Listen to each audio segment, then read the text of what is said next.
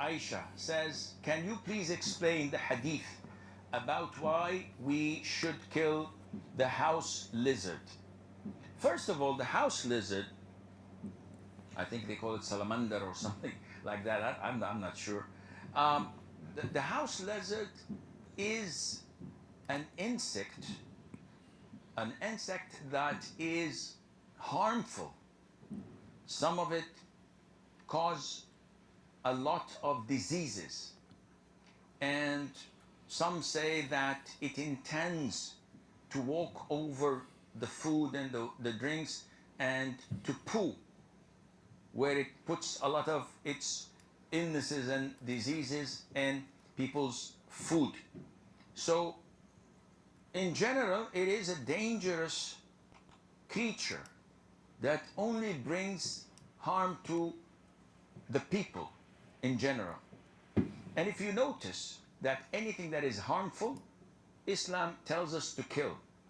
So Islam tells us to kill a wild dog that bites and attacks people. It tells us to kill mice because they spread all types of diseases. Plague is one of they are most infamous for. And also they cause fire in houses, as in the hadith of the Prophet ﷺ, it tells us mice do heinous things, though people nowadays are so fond of them.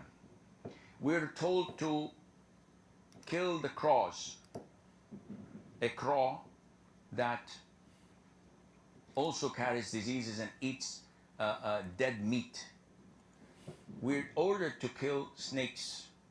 We're ordered to kill scorpions. And these, by nature, are harmful for people. So killing them is justifiable and it's a legitimate thing to do. Likewise with the house lizards.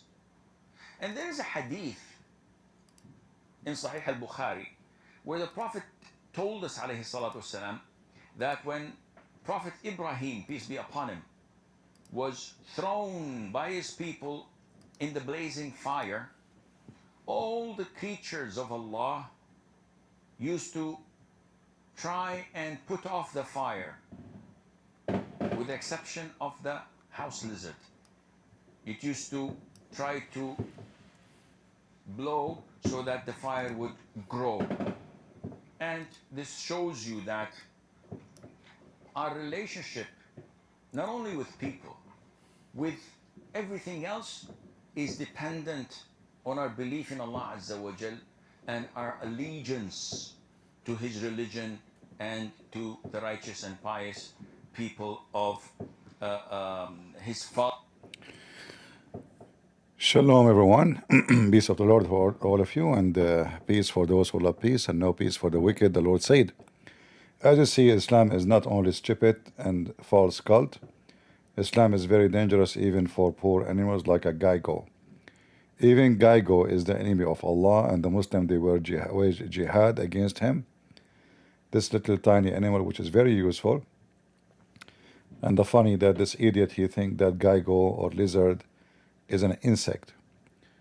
The Islamic science is beyond scientific science, you know. It is, you know, it's dangerous, and the lizard was blowing wind and fire at Abraham, and all of us, we knew that this is a very filthy animal. Shame on you. How dare you stupid idiot, son of Muta, little lizard, to go and blow wind at, you know, at such an amazing prophet. His name, Prophet Abraham. Everybody respect him. And from a very, you know, he's, what's wrong with you? What's wrong with you, you stupid donkey, coward? Aren't you ashamed?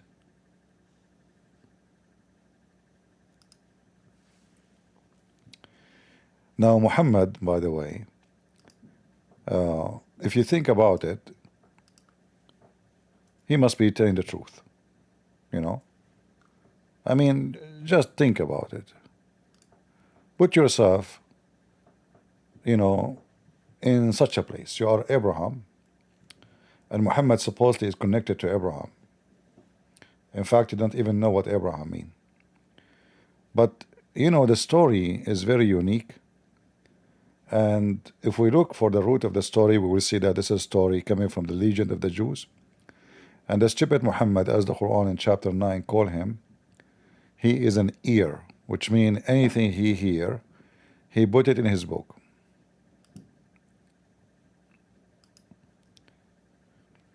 The Arab and everyone around him notice that Muhammad is an ear.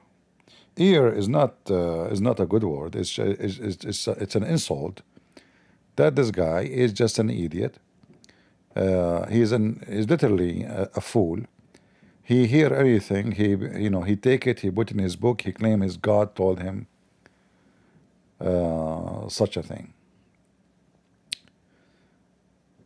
So here you see it says, and among them are men who hurt the prophet. So they are, when they say to him, you are an ear, they are intending to hurt him, in other way exposing his stupidity.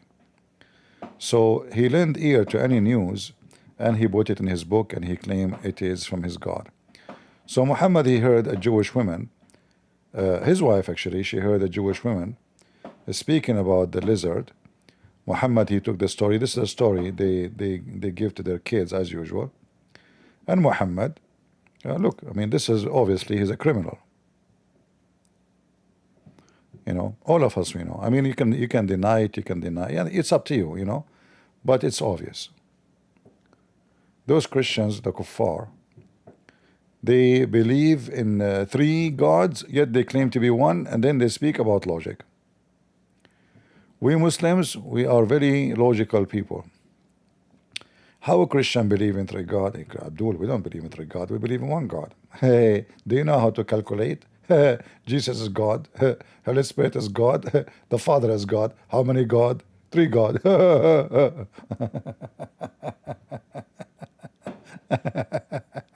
Abdul. So, Prophet Muhammad, he came to this earth to warn us about dangerous stuff, and Geigo is one of them. Especially if you are sitting in the coffee shop or something, and Geigo came to you, you have to be careful. Don't touch them, and don't talk to them. Don't ever talk to them. All right? Do we have any Abdul from the religion of the fools would like to tell us how the lizard was trying to kill Abraham? Anyone? Look like today we will not expect too many people here because it's the 4th of July. So happy Independent Day for American people. But those fireworks, they make me sick. I hate it, People love to burn their money. When you burn your money, God will curse you, my friend. Go feed somebody poor. Don't burn your money in stupid firework. If God bless you with some money, spend it somewhere right. Do we have any Abdul? I will not stay long today, as long we don't have too many. I was expecting that actually, because people are outside. But if there is any Muslim who would like to join us, please feel free. Anyone?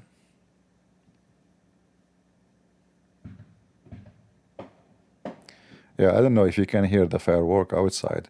And this firework will cause fire, I mean, look, the lizard, the story of the lizard itself is telling us that the lizard is behind the firework. Listen to it again. I don't know if you noticed that. Many of you are not smart like me. We Arab, we are the smartest in the world. We are the first one who discovered suicide belt, as an example, or TNT in the anus, just an example, not limited. Or put in, come on. So who is behind firework? Lizard. Aisha says, The women shouldn't have a name. Muslim, they're supposed to, women should not say her name in public. But the funny is, They keep saying Aisha, the wife of Muhammad, Aisha, Aisha. Why? Because there is a problem with Aisha. That Muhammad could not make her which means mother. So they have to say Aisha. It's haram to say a woman name, brother, haram. But it's lawful to suck her boobs. To say her name, haram, haram, haram. Ali Dawah, he have his wife next to him in the video. For sure, nobody can see her. She can't talk. She write the question in the board. She write the question in the board. He's very conservative, very, very conservative. Piece of shit. I mean, under the cover, there's other life. But anyway, Aisha, she's asking question. What is the question? The question is, who is behind the firework which is trying to burn Abraham? Can you please explain the hadith about why we should kill the house lizard? First of all, the house lizard, I think they call it salamander or something like that. I'm not sure. The house lizard is an insect that is harmful. Some of it cause a lot of diseases, and some say that it intends to walk over the food and the... Guys, those lizards, they hate you. They walk over your food and like, I'm going to piss on this guy food. You know, and he open his mouth like, okay, you know, let me grab my penis. It's so small, I can't find it. Hold on. Okay, what is the zipper? I can't find the zipper. Oh, I forgot I'm a lizard. I'm naked already. Okay, let me, hold on. This is the dish of Muhammad, Prophet Muhammad.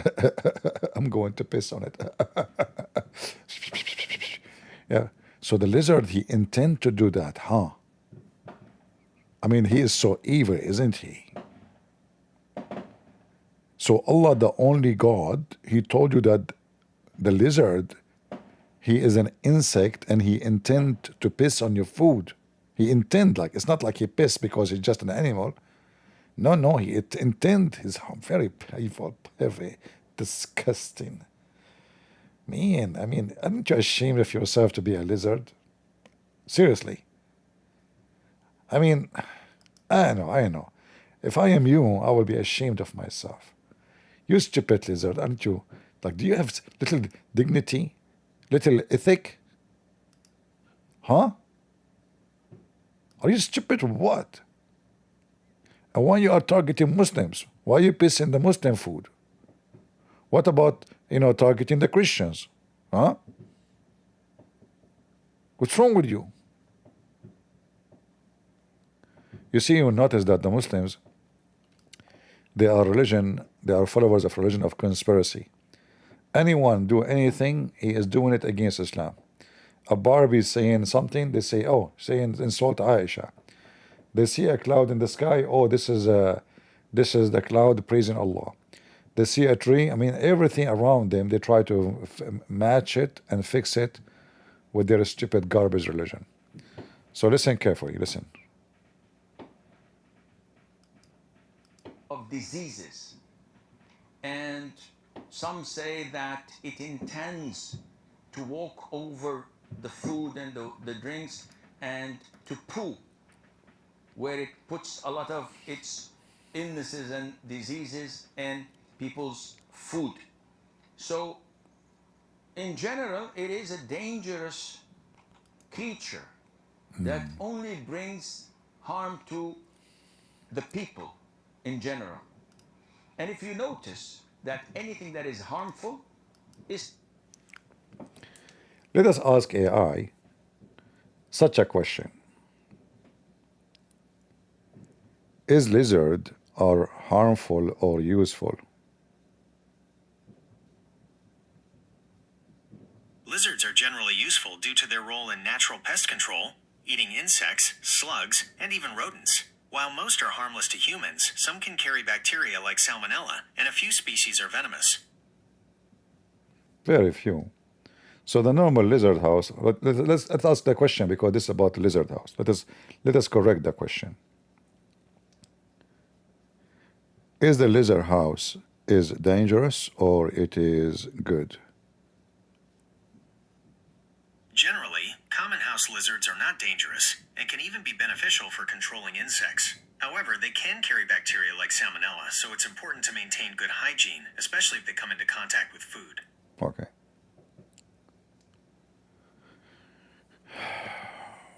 Muslims, in case you do not know,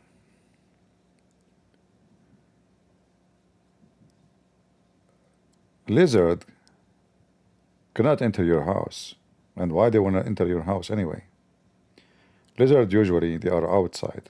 I mean, maybe you open your door, the lizard is looking for a warm place. But we know that lizard and those kind of animals who feed on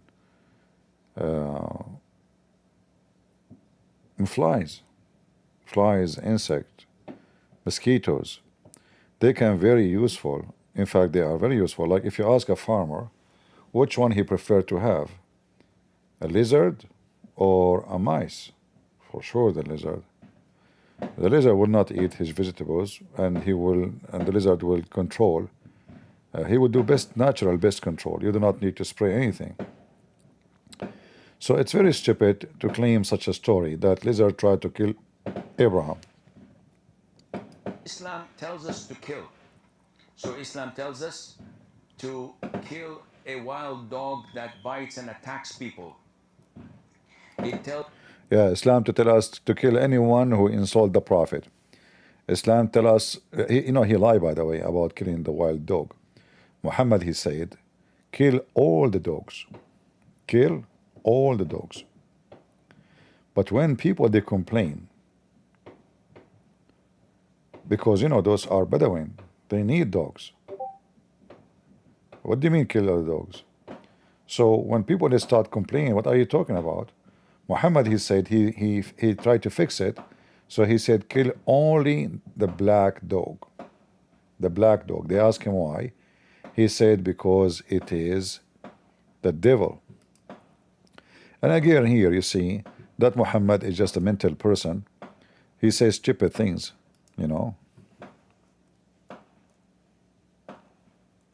All of it is superstitions and fictions.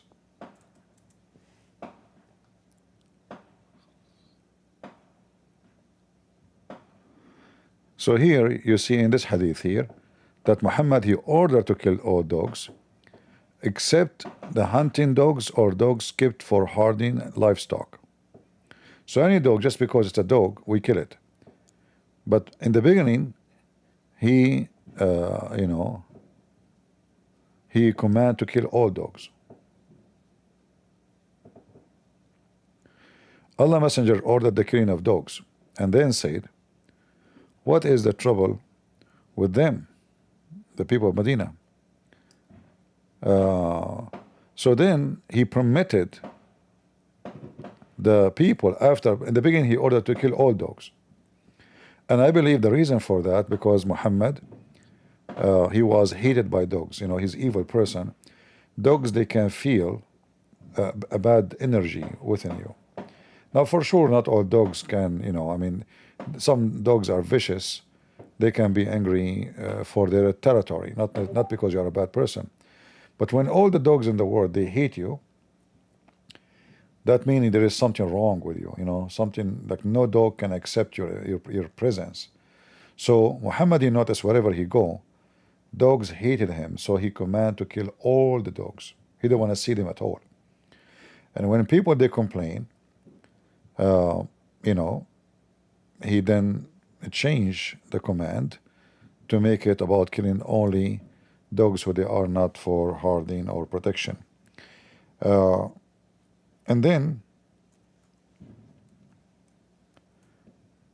because Muhammad is a stupid idiot,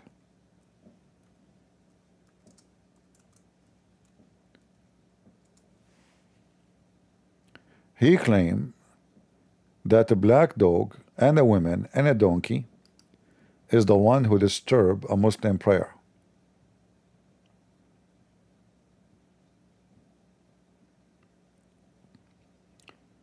A black dog and a woman and a donkey And here, if you know, if you are a Muslim, you should ask yourself how your mother, she is put, or Muhammad, he put her between a dog and a donkey, and how the three of them, they became animals equal to each other, and they do disturb your prayer.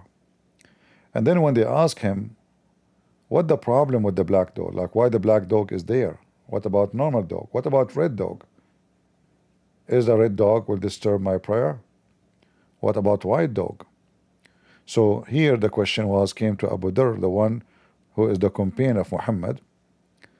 So what is the problem with the black dog rather than the red or the white one? He said, oh my nephew, I asked Allah Messenger just as you have asked me, and he said the black dog, shaitan, is the devil, is a shaitan. And here you see another proof that Muhammad is a fraud. He cannot be a prophet of God. There's no way someone have little intelligence will say such a stupid thing. This is pure stupidity, and as you see, this is very authentic, so the Muslim cannot say this is not a truth. Do we have any Muslim when I explain to us why the lizard is the enemy of Allah and the black dog is shaitan?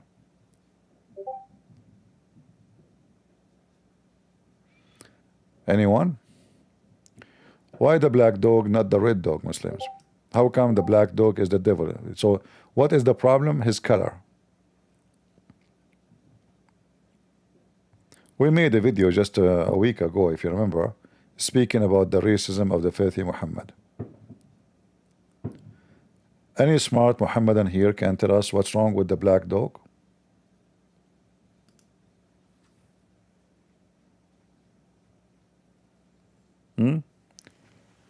Why the white dog is not dangerous, is not shaitan, but the black dog is a shaitan?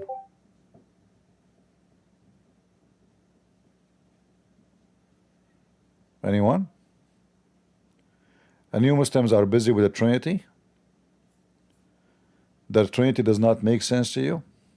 Every Muslim will talk about the Trinity. Do you know why actually they run to the Trinity?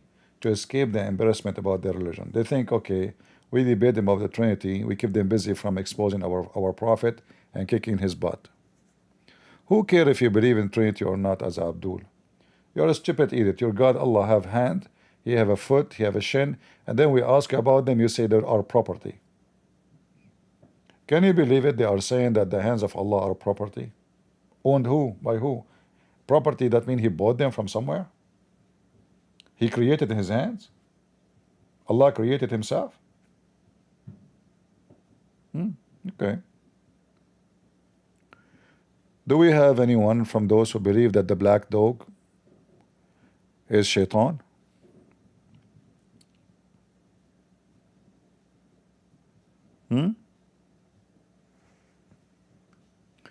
Shota, you are a Muslim? Are you a Muslim?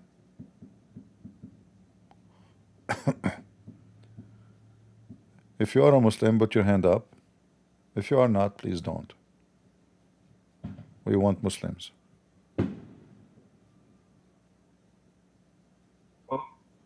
Go ahead, Shota. You are a Muslim?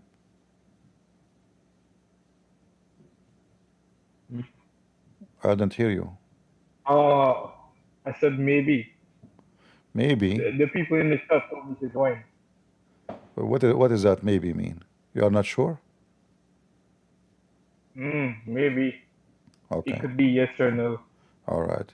Well, maybe I can talk to you next century.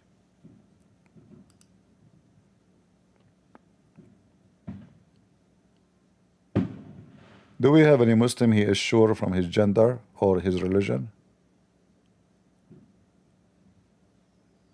I mean, their God, he keeps saying maybe. And yet he claimed that Allah, he teach destiny. The Muslim believe in destiny. Have you ever heard of God? He wrote your destiny before. There's no free will.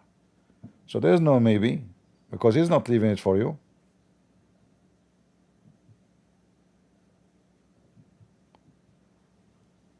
Do we have any Abdul?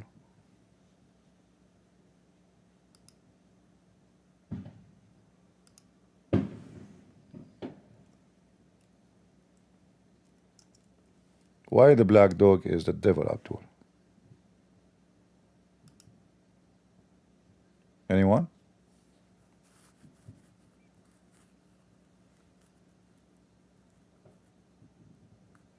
How come his color is affecting his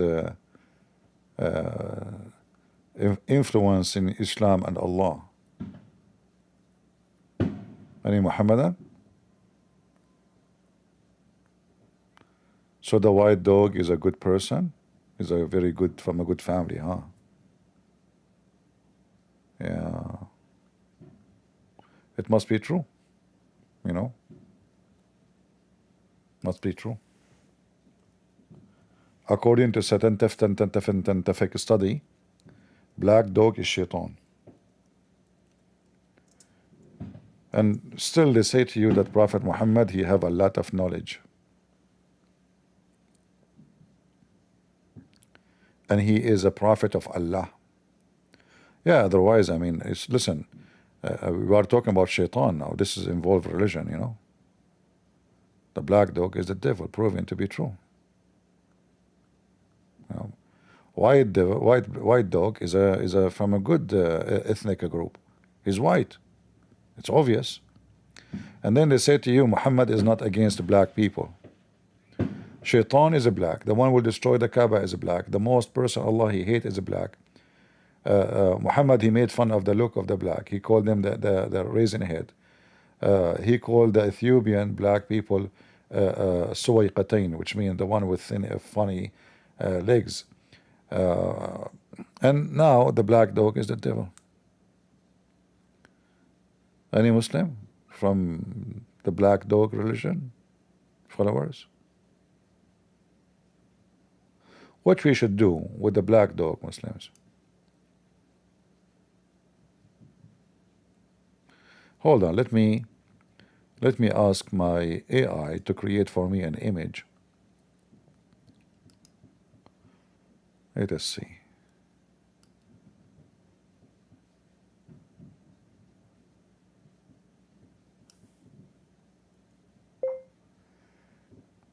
Dog reading a newspaper, and he found there scary news about him. Let us see what the AI will come with this. Imagine yourself, you are a black dog. Oh, I forgot to add the word black. Oh, all right. We have to wait until the AI create the image and then we ask for a new one.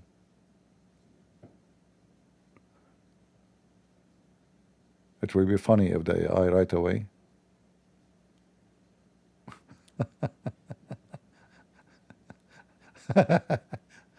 If I show you what AI created for me. Oh boy. Let me try something else. Hold on. Let me copy this one. It's funny. Hilarious. All right. Oh boy.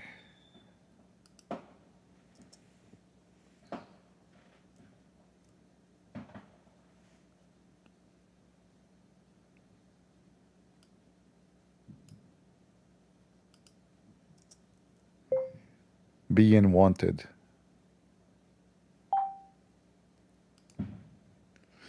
Let us see. Let me show you the image, the black dog. The AI did create.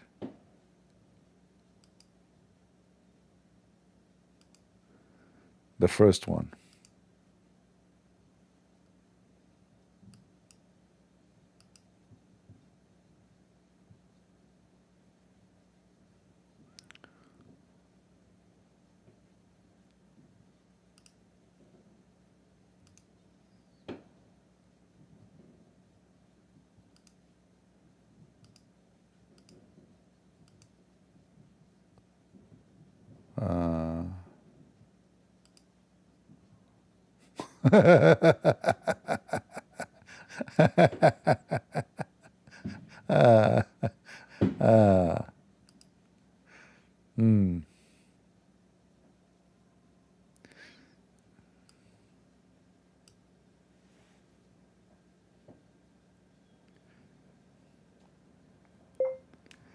arrest warrant for a black dog. Let us see what AI will do. Sometimes the AI, like, you know, I think it's about the language skills. If you give it more details, like you have to be really skilled in language, and then the image will become more perfect.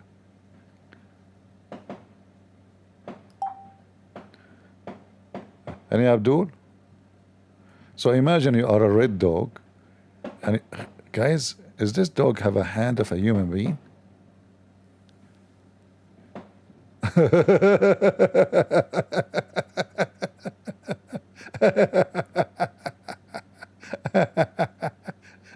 Do you notice the fingers of the dog?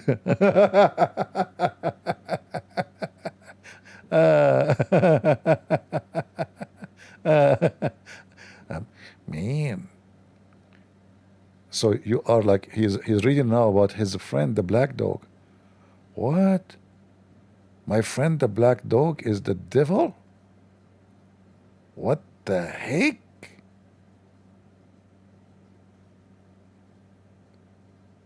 Man.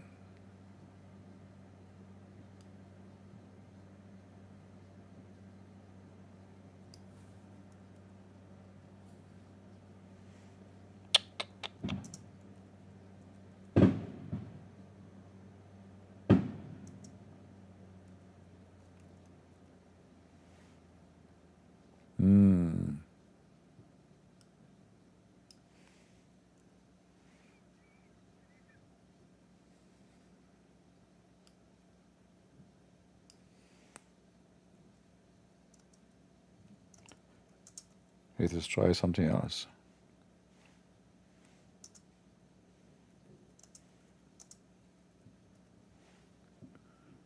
Oh boy.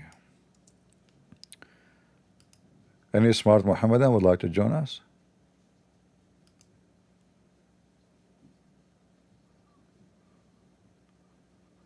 You know, we have to agree. I mean, obviously there is something fishy about the black dog. Same as the lizard who tried to kill Prophet Abraham, you know. All those animals, they are coming from, like, let us say, from one background. They spread all types of diseases. Plague is one of they are most infamous for. And also they cause fire in houses, as in the hadith of the Prophet ﷺ, it tells us mice do heinous things, though people nowadays are so fond of them. We're told to kill the crows, a crow that also carries diseases and eats dead meat. We're ordered to kill. By the way, the Muslim don't eat dead meat. They eat a human. They eat a human. You know, in the other university they teach that you can eat a Muslim who don't pray. You can eat an apostate. Can you believe it?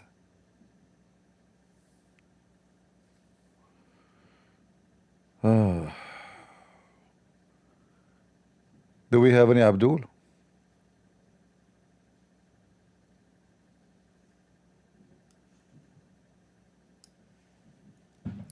Let me see if I can make a better image, you know. Unbelievable.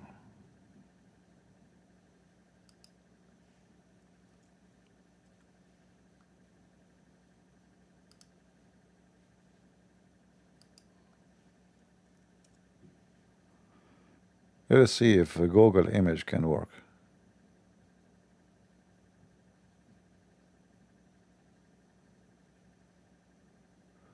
We cannot create an image based on this request. Hold on.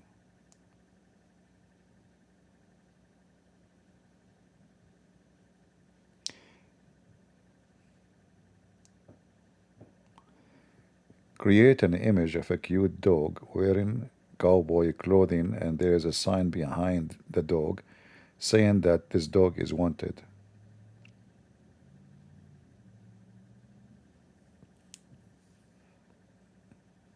Let us see. image of a cute dog wearing cowboy clothing with a wanted sign. Actually, let's try that again. Here is the image of a cute dog wearing cowboy clothing with a wanted sign. Yeah, I need to fix it actually. Actually, the image is really good. I need to make it a black dog. Okay, hold on.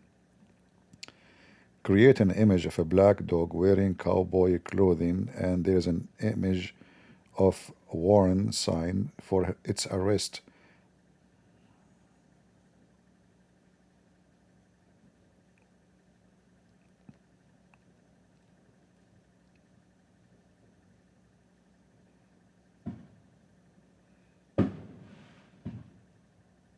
Here is the image of a black dog wearing cowboy clothing with a wanted poster for its arrest. I like this one. Let me copy it. Hold on. That's a good one.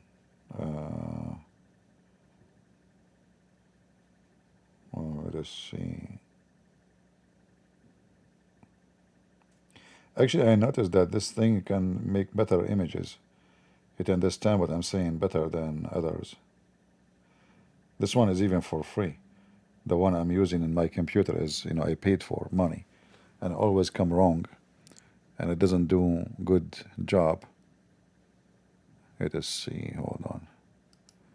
Let us copy.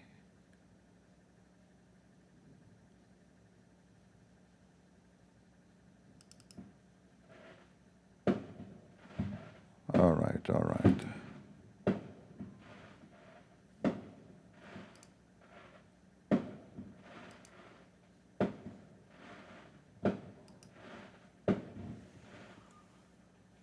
I mean, that's it. People, they will keep burning money until the morning.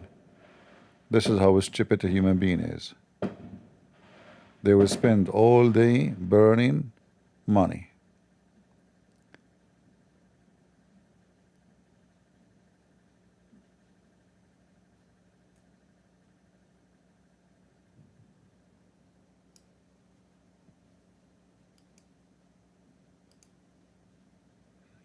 Right? With this firework.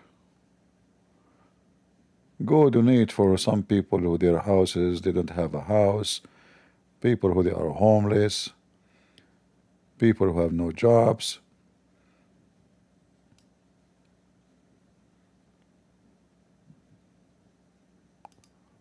And I assure you, many of those who they are doing the firework, they don't even have money. Mostly they struggle in life and they are stupid. Yeah.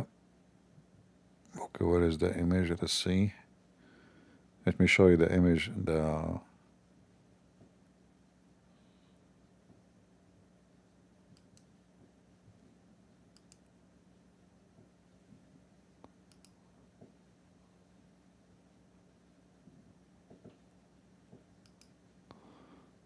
All right, this is the image.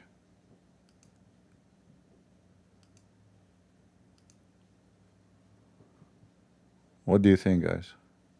It's good, isn't it? It's just done in the phone, you know?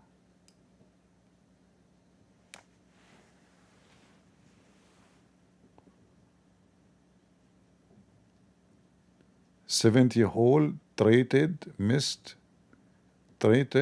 what? What the hell?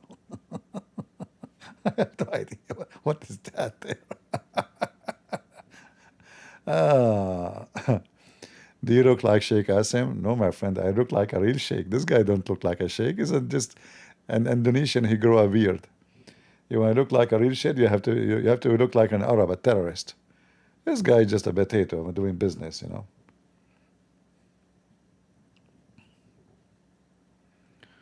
Any Abdul? So now we have a red dog. Was reading the news about his friend, the black dog, that he become wanted. Man. It must be a true story. Prophet Muhammad don't lie, by the way. I mean, this is all true stories.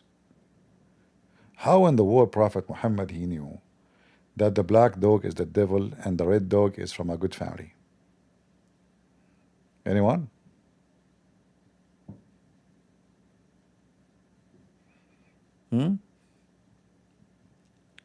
Scary Halloween? This is exactly what Islam is about. It's an endless, scary Halloween. When you go to the grave, there's two angels. They will come to you and they will ask you 3 questions. True story. And if you don't give the correct answer, they will hit you with the hammer. Hit you with the hammer. Now we know that angels always they carry hammer of Thor, and those are the angels in the grave. You are dead now, and they will torture you. Any Abdul?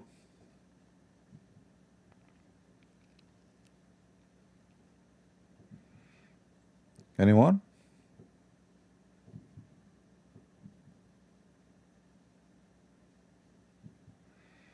Not even one Abdul? The Abdul, they want to debate only about the Trinity. Can you, Christian Prince, can you refute us about the Trinity? It's intangible. Abdul is talking about what intangible and what is tangible. You Muslims, all of you, are a bunch of tangy. What tangy mean, by the way? I have no idea. I mean, I am like Muhammad. I can create words nobody heard of before. If you go and read the hadith, you will find Muhammad coming with words nobody heard before in Arabic. As an example, he says, he was speaking about al-Mugharribun. They said Maghrib in Arabic mean west. Al-Mugharribun, supposedly somebody is going to the west. But it turned to be Muhammad, he come with a new word. He meant by it those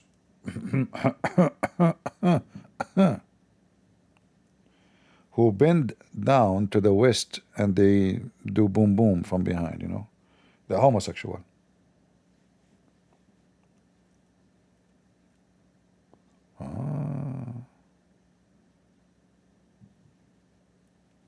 Must be true. All gays, when they have sex, they turn their butt to the east, and they, you know, when they do it, when they are their face into the west. True.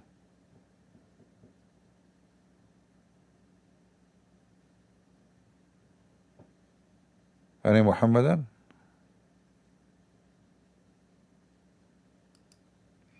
And by the way, according to Muhammad, that the one who turned his face to the west and bent over, those are the genies, if in them, excuse my language, which is proven to be scientifically true. You know, I know those Christians will say to you, this is not a Christian Prince is making things up. No, this is the hadith in front of you.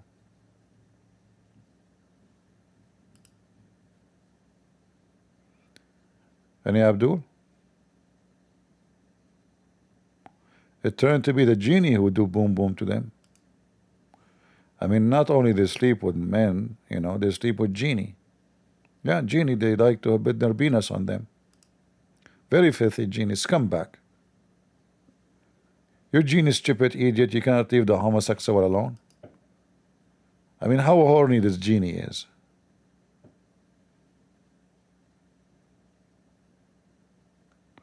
Yeah, must be true.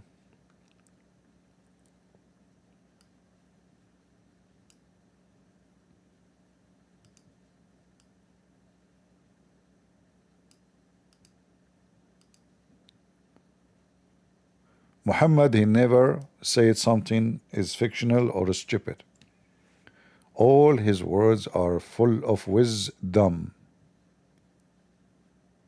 I mean, you find wisdom everywhere.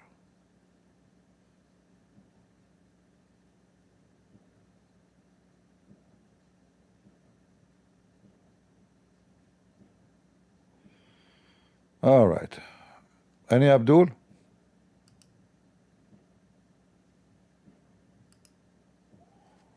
Look like today we don't have much Today is a Friday. The Abdul yesterday they were doing their homework. In case you do not know, Muslim men they have sex once a week. Their wives don't allow them to have sex with them every day, so they do it only on Thursday night. Friday they will be tired. Hardly they can do it, you know.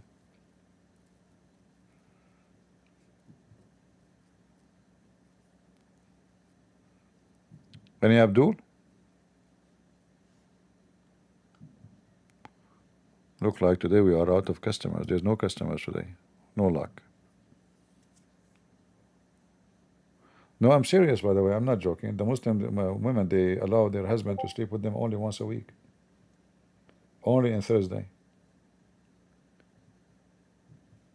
Once I was, we took a taxi, but it's like a taxi between two cities, not just local, So it's a long drive, actually. Very long. So the driver was yawning, and he's old, like he is not that young. I mean, we were kids. We are like, me and my friend, we study in the law school. Both of us in the same college, university. So he was yawning. We were worried about him driving and yawning. So we keep talking to him so I don't sleep. I said, so you're tired? Yeah. You spend the night, did not sleep good? He said, oh, yesterday I was writing the homework. We look at him, I mean, the guy is old. What homework? In Arabic, we say wadifa, this is but something you do. This is something you say if you're usually elementary school, secondary school, it's not even for university to use. For someone is using like going in low grade school. Oh, yesterday I was doing the homework. And me and my friend, we look at him, really? You go to school? That's good. So like when you wanna, you wanna finish high school, you look at us, you say, what are you talking about? I said, I don't know, you said homework. He said, homework.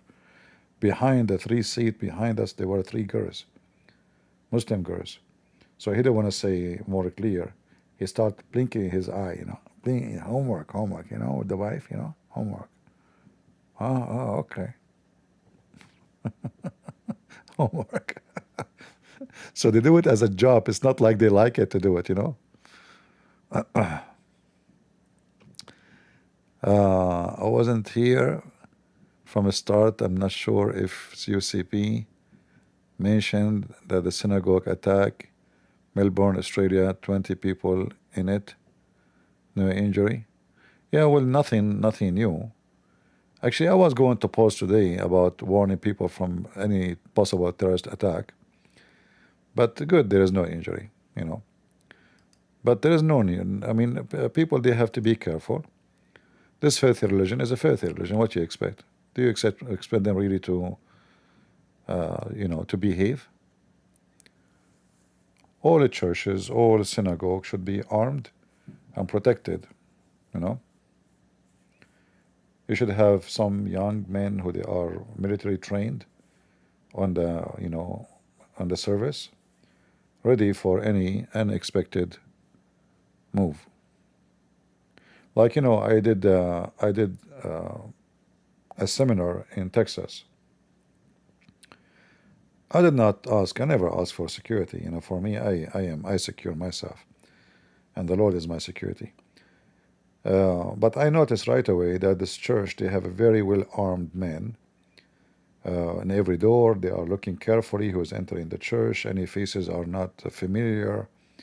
The church is massive. It's actually...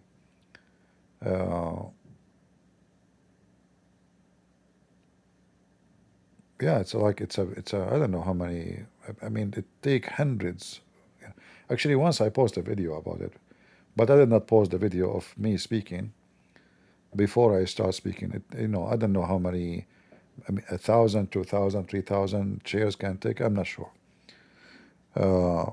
But they were, they were armed Christians in every door, every gate, ready for anything. Especially the topic is about Islam. So this is something always good to do, not for my sake, for the sake of women and children and whoever is there. Otherwise, I have no fear from death, Fearing death is the last thing will worry me. You have to be careful. I hope they capture those people in the one you mentioned in Australia.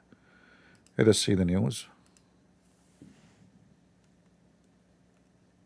And now they will say to you, he is a, you know, he is a desperate immigrant who is suffering from mental illness, right?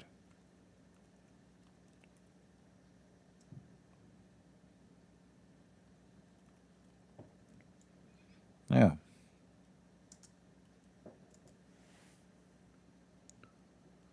Yeah, here we see. It says Melbourne attack, synagogue attack.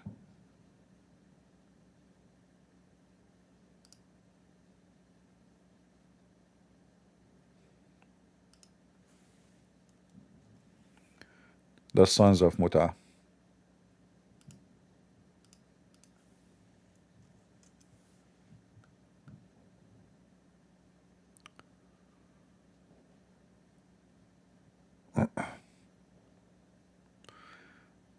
And they are attacking businesses too. See, Israeli owned restaurants attacked, arson. Oh, so they attempt to burn the synagogue. I see.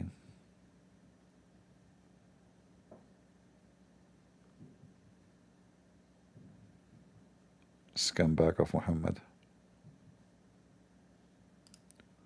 Who let the dogs out? Who? Who? Perfect song when you speak about Islam.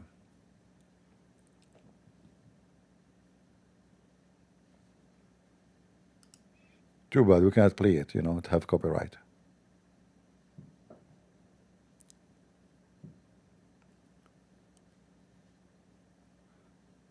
I want to go to Australia one day, you know, because we, the Arab, we are the first one who discovered Australia, and I'm going to kick all those people there. I'll bring my cousins, you know, like 20,000 cousins, and we can establish like a terrorism university to teach people how to do explosion stuff, like nicer stuff, you know, Halloween stuff. And then we make, you know, like a lot of students come from around the world, and those students, they graduate as a suicide bombers, mashallah.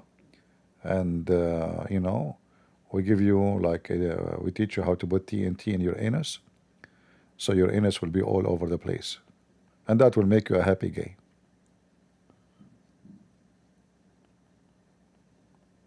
Right? Do we have any Abdul? I was joking, by the way. Don't take it seriously. Somebody will say, "Oh, this guy, he will do open terrorists through school." You never know. I mean, there's a lot of stupid people. Somebody from the followers of Kamala Harris, he will say, "This guy, he said he want to open terrorist school." I mean, the biggest terrorist in the world is Kamala Harris. Just put her on the screen, the TV die.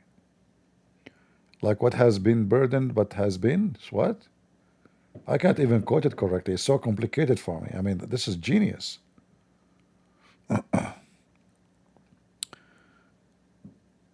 Thank you, my friend. Thank you.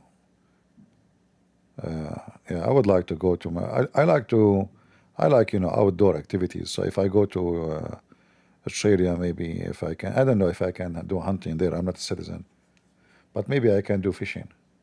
I saw some videos about fishing in Australia. They are good. I want to fishing, and I want to hunting for Hamas. You know, I want to go to Israel and do some hunting for those dogs. Yeah. Oh, don't take me wrong. I like Kamala Harris. I mean, if she become president, that will be the best choice for America. Not like this Trump. I mean, this woman, listen carefully. She is the smartest, and she is the most educated. And, you know, it's true that she slept with everybody in San Francisco and the mayor and whoever become a mayor. But, I mean, isn't it this is the right thing to get good jobs? What's wrong with people?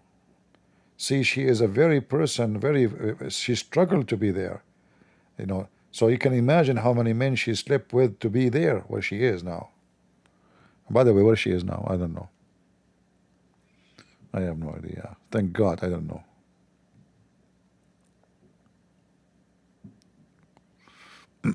No, and I go fishing. You know, guys, I cut fish so easy if I go fishing. Last time I went fishing, I was 10 centuries ago. But I don't need the rod. You know, I just look at the water, the fish die. You know, the second they see me, look at me, look at me. You know, all what I need is like an eye contact. You know, so look at me. If the fish did not see me, eye contact, she is okay. The second she see me, she flipped. You know, her tongue come out. You know, like what? You know, heart attack. So it's very easy. A true story, by the way. This is not, you know, don't. It's Sahih Bukhari.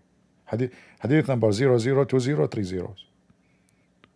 Just say the Prophet said, everybody believe it. That's it. You know, who's going to question what you said? Just say Prophet Muhammad said this stupid thing. If a Christian prince say it, it's not true. If Prophet Muhammad say it, it's true. Okay. Flying carpet, it's true. Was Prophet Muhammad say it? Boeing 777, not true. Abdul, like Boeing is real, you know. Unbelievable. Do we have any Abdul? We are dry today. There's no Abdul. Something fishy. Guys, what's wrong? If there's any one of you, his socks is not wearing his shoes. You know, in Middle Eastern, we are very famous about our socks. We can do miracles with them.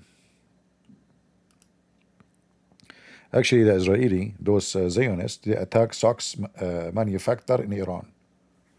Do you know why?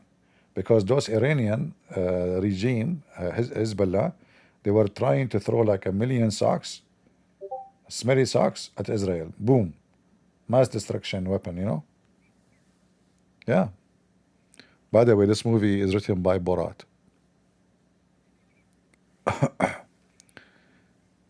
Any Muhammadan?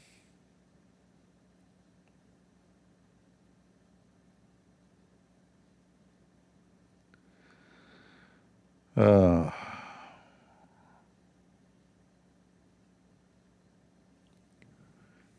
Abdul? My voice is not good today. I'm not sure why. I was okay until now. What happened? I don't know. By the way, I was okay because I was speaking to nobody. Maybe because I spoke to nobody. If CB goes to Melbourne, I must slap some sense into him. Why would you go to that an Australian state? You know, Wayne, I have no idea what you said. Allah knows best what you meant by this.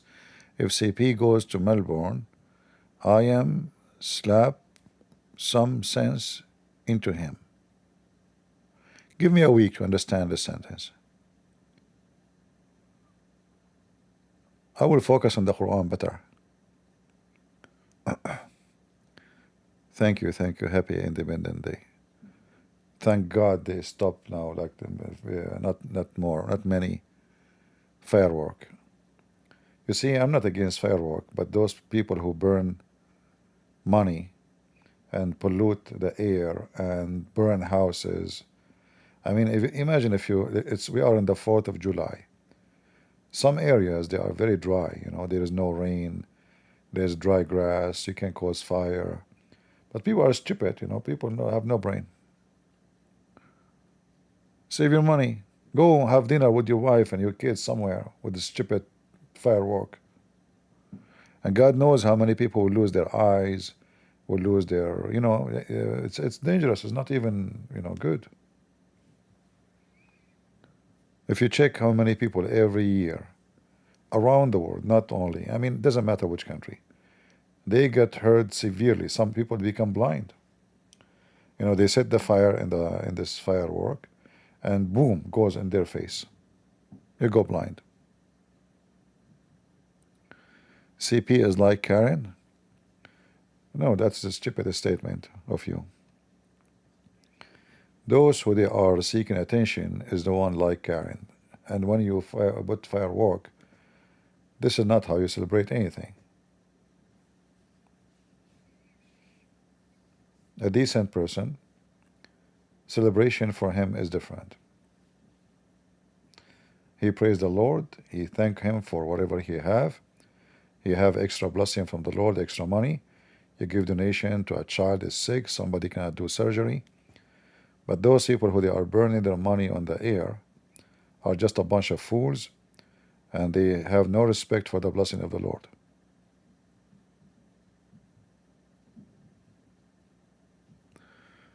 All right, do we have any Abdul?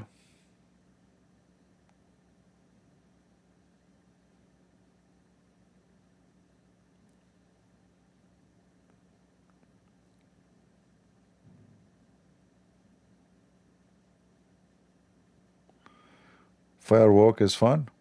Yeah, it's fun until it goes in your eye or your butt. Then you tell me how fun it is. It's fun. It is the most unpredicted fun you can imagine. Hold on, just yesterday actually I saw houses are burned. I think it was in Los Angeles because of a stupid fool doing firework from yesterday.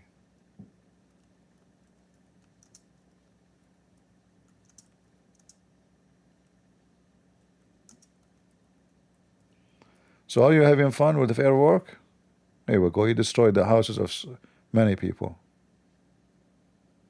Not one house, houses. It's fun. It's fun. People are stupid.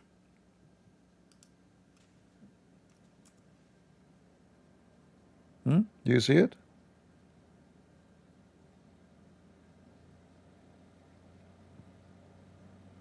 Six homes burned, one killed, because an idiot want to do firework. Isn't it this is fun?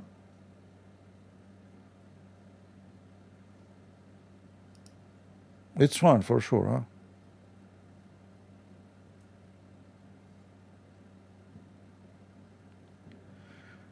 CP goes running like a scared puppy when he hear firework. Yeah, Abdul, yeah. I am a person who was in the army, you son of Muta. I was in the army, I was in the police, and you want to see who is scared, come to my house. I will teach you. Potato. CP, he run like a puppy when he see firework. I mean, look, this guy is a hero. He have firework. He must be hero. Do you know only hero men, they are the one who play with firework? You stupid idiot, go to the war if you are a man. Firework? You will cry after 2 seconds. You will make pee-pee.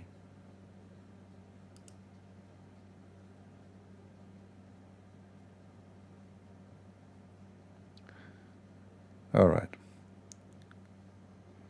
You see, in the internet, you meet all kind of weird people.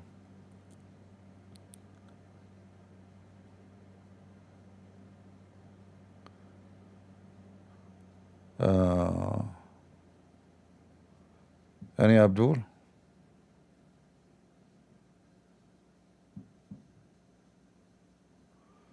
You scare me, CP? I scare myself. That's why I don't have mirrors, you know.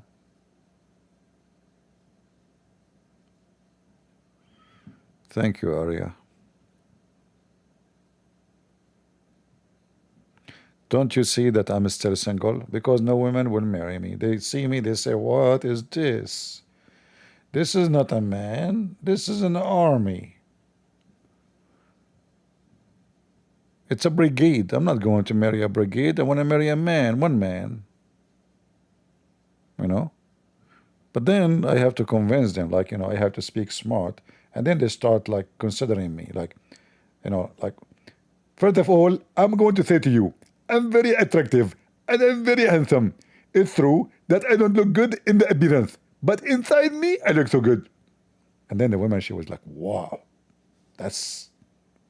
Who was talking there? This guy, you have multi voices, huh? Was it that you? No, it's not me. So who? The voice came from you. Oh, hold on. You did you say you? Oh, this is the title they give me in China. I was an emperor in China. Emperor Yu. You know Li? I'm my cousin. You, Li. We are cousins, you know.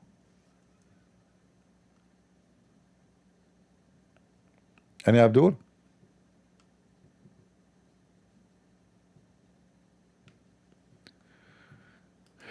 Does Allah hate Scooby-Doo? For sure. Scooby-Doo is black, right?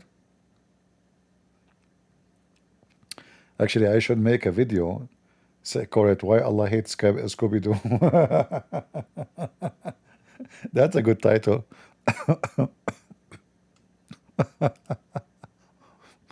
What a stupid cult. Any Muhammadan? You know, the funny is, you will see the Muslim having videos about how scientific they are, how Islamic is scientific, is the only religion match with science.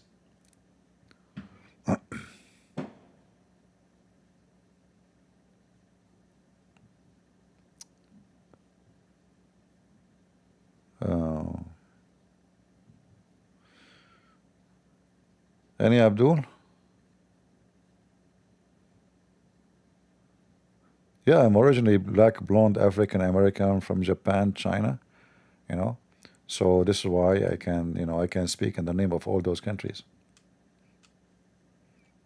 They offer me a job actually in China to be the emperor in China. So I went there. I said, okay, I will accept. I went there. It turned to be they are communists. They don't have emperor. It was a fake email. Unbelievable. It was very disappointing. Almost they arrested me. I said, oh, you want to be the emperor of China, huh? I said, well, I received a very authentic letter. They said, from who? I told them. Good breath. First of all, I told you the job is available right now. You were late. It was one day. Throw it in the date. It was Zakir Naik. It was a prank from Zakir Naik. I told myself I should not listen to Zakir Naik. I mean, according to Zakir Naik, Allah is God. How in the world I can believe him?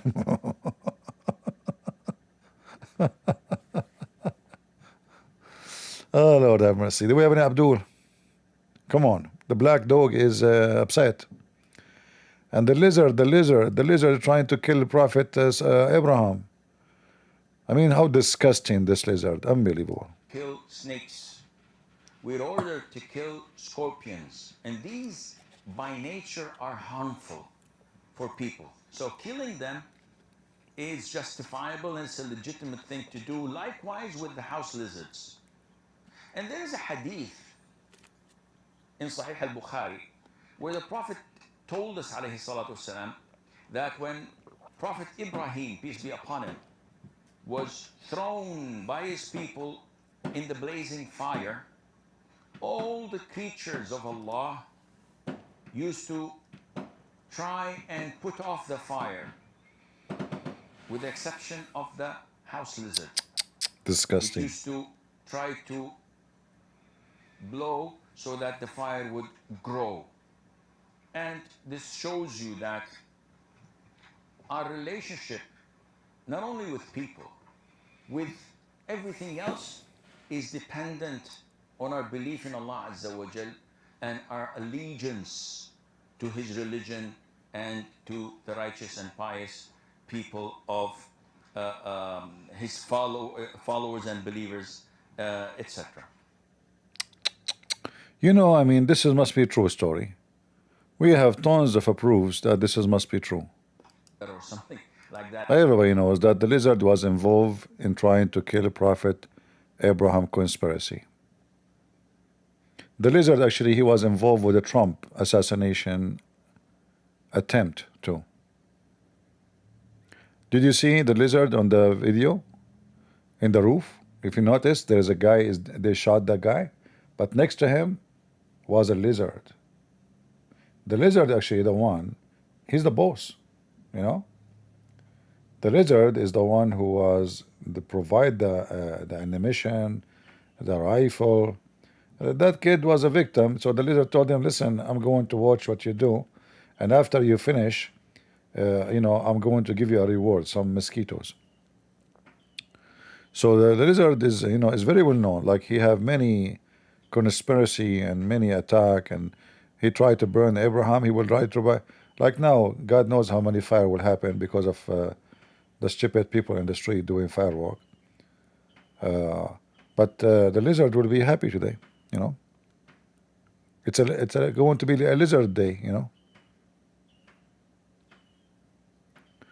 and even Trump, he is so afraid from the lizard. Like we know that if you go to Mexico, how many lizard there is, or Arizona, unbelievable. These are everywhere. Trump, he make a big beautiful bill. He did not even dare to mention the word lizard. You see, he said he wanna close the borders, but did he dare to say he wanna close the borders for the lizard? Never. He don't even dare to mention it. He's terrified. Because if he do that, the lizard gang, especially their boss, Mr. Lizardano, he will, initiate fatwa on Trump, and he will be bye-bye.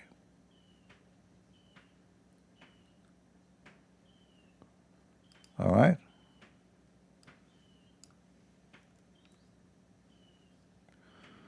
What we can do?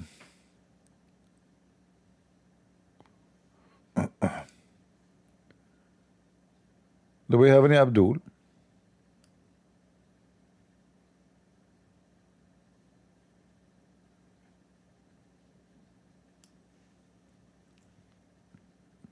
Okay, what about any half Abdul?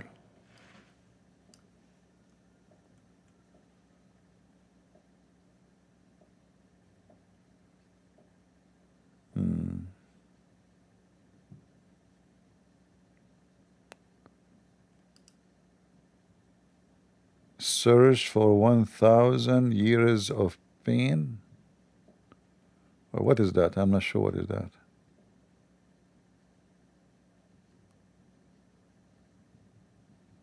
They keep asking me to search for it.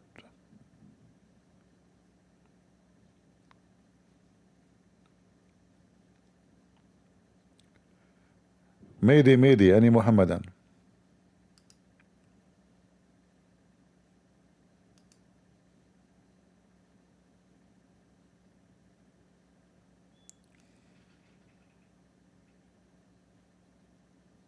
Anyone?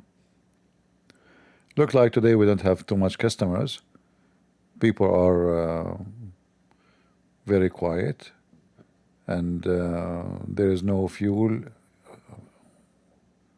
from the word of the mule.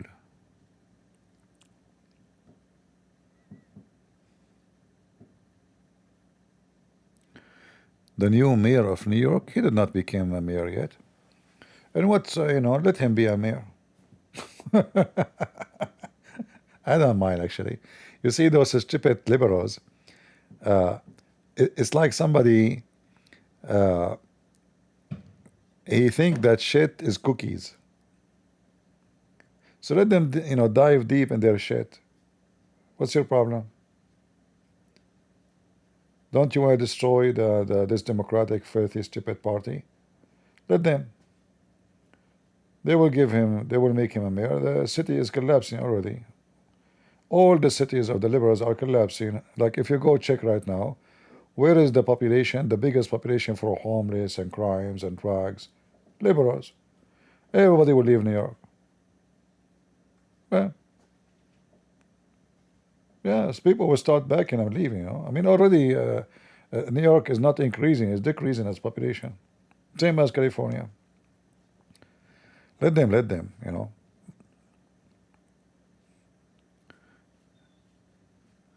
There is an Arabic say, like there's two people they want to cross the river.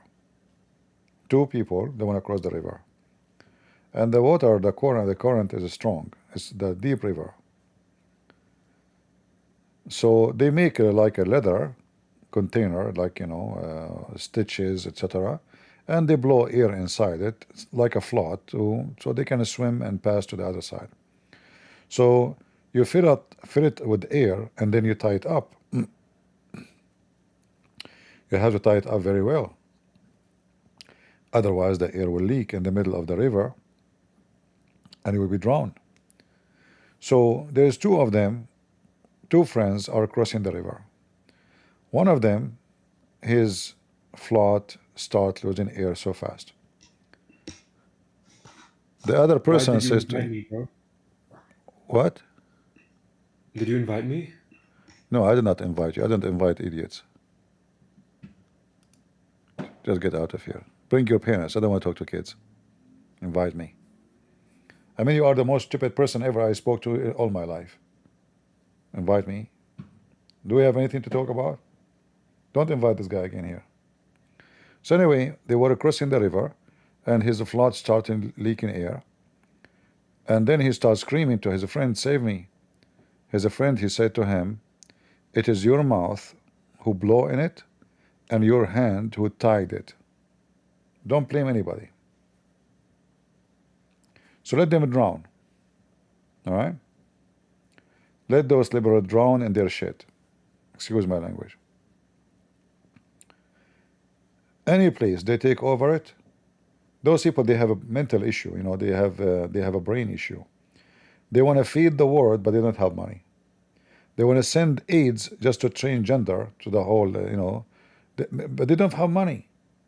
They want to send billions. You know, they're accusing Trump that 14 million they might die because of a Trump. It turned to be USA have to feed the whole world, and USA have to. I mean, I am an American. I have no health insurance. I can't afford it. It's so expensive.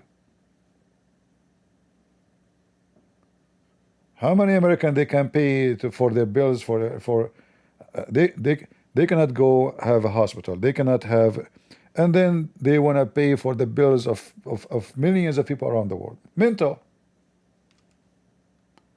They are the same as the stupid communists in the Soviet Union in the old days. They bring everybody to study for free. Housing, food, scholarship, free school, free travel. They pay even for their ticket to come. Imagine the communists at that time. And then the Soviet Union collapsed. They're bankrupt. There's no more money. And this is a rich country. I mean, the Soviet Union was very rich. I mean, they have endless resource. But when you start spending money in other nations just for the sake of your agenda, you collapse.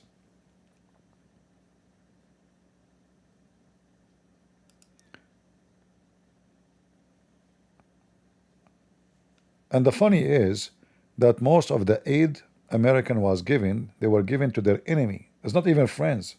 Like people, they spit on you and they curse you, and they are not thankful for what you give them. Like, do anybody even appreciate? Nobody. And you know, if they have money, I would say, okay, they have money. I mean, they don't know what to do with it. But they are printing money. We have trillions of dollars borrowed money. So those liberals are mentally ill. Imagine $50 million to Hamas to buy condoms. Who in the world gonna believe such a garbage? This is all is a fraud. They will claim that they are sending. Why want to send money to buy condoms anyway?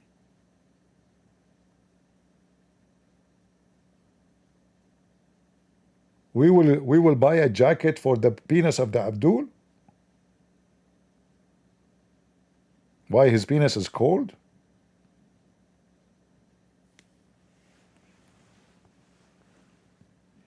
Mental. If you are overseas, you send an application to the American embassy, says that you are a gay, you establish a gay organization, and you are discriminated. The money will come like rain. And then you take the money, you build a villa. Nobody even asks them where the money is gone, you know.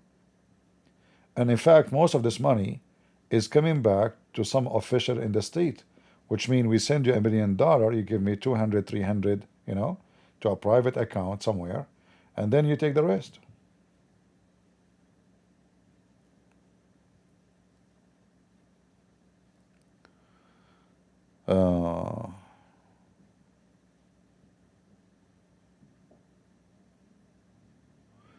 CP, send your man to Indonesia to descend to debate Zakir Naik. What do you mean send your man? What man? Who is that man I will send?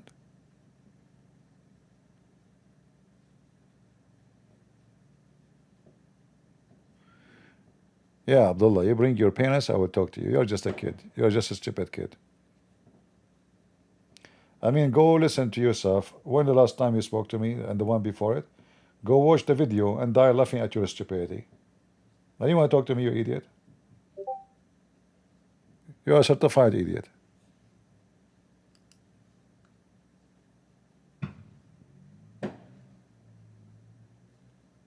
Go before the sun set in murky water.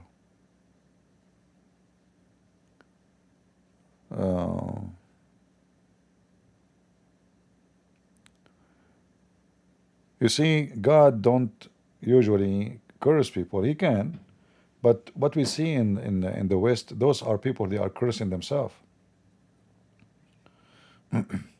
They are so much into sexuality, gender change, and you know, at the same time they laugh at you. You are a Christian, you believe in God, stupid, you know. And they speak about logic. The guy who wear a skirt, he put some makeup, now he is a woman. That's it. He convinced me that he's a woman.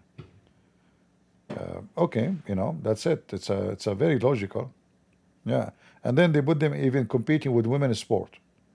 Not only just a person wearing a women clothing, it is out of you know, imaginary to believe that just because you change your clothing they became a woman.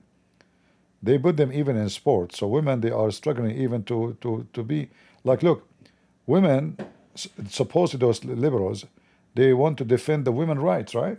Look what they are doing. They are destroying the women's right. Women have no right no more. They are bringing men to compete with them in a sport, and guess who is going to win? Just because the dude, he think he is a female. Hey, Mr. Dude, you are a male, man. No, don't you see my makeup? Oh, okay. By the way, why your voice is like that? Because I'm so pretty. Okay. We got a point there. You know? Yeah, what a bunch of weirdo. What you can say?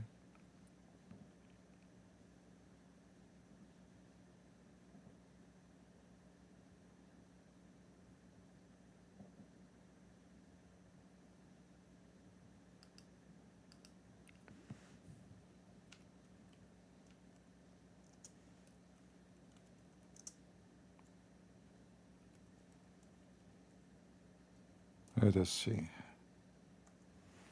I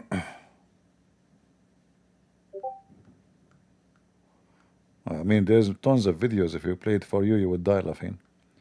But the problem, they will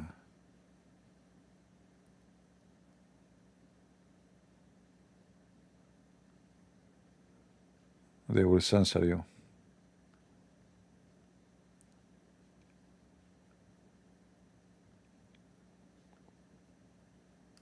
And then they come with something new, like LGBTQ for Hamas, for Palestine.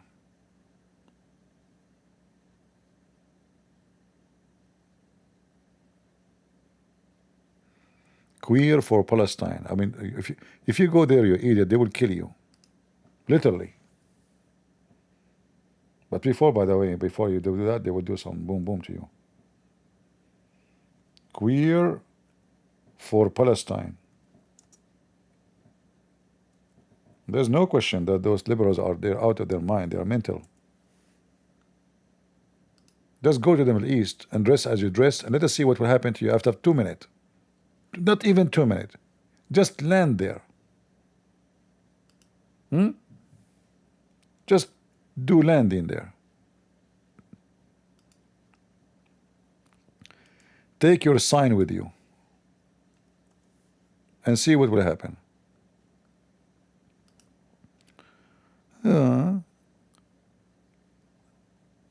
Not gay as in happy, queer is in for Palestine. Those are the one who will fix all problems in the world. Look, a queer for Palestine.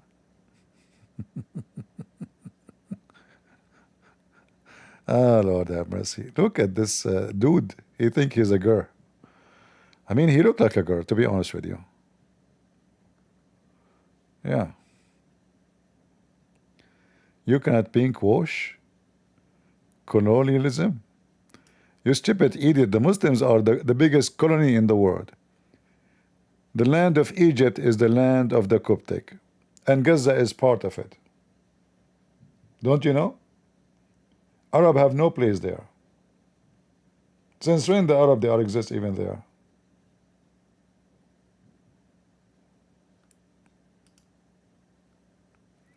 They occupy Egypt. They force the Christian there to speak Arabic language, and now the name of the country is the Arab Republic of Egypt. Same as Morocco, same as Algeria, same as Libya, same as Syria, same as Iraq, same as Tunisia, same as wherever they go. They took Spain, they took 80% of Europe. Mental, queer for Palestine. A bunch of fools.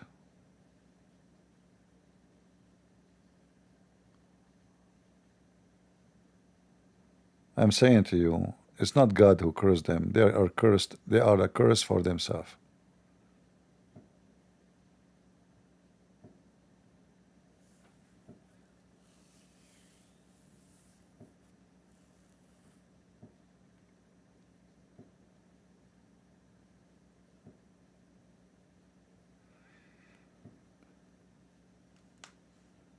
And you know, if you see right now, all the Muslim countries around Israel, including the terrorists of Syria who took over, they are kissing the ass of Israel to have a, to have a nice neighborhood.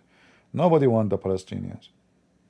Any Palestinian, he will try. By the way, they aren't Palestinian. We call them Palestinian because that's what they call them today.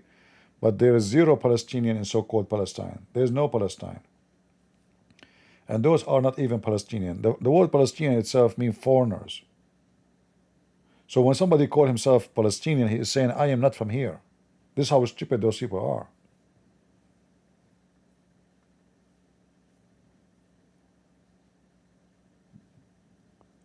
Yeah, when they curse God, they curse themselves. God do not need to curse them. You bring a curse upon yourself. She is a queer for Palestine. And look, she have a strong hand too. Look at the hand.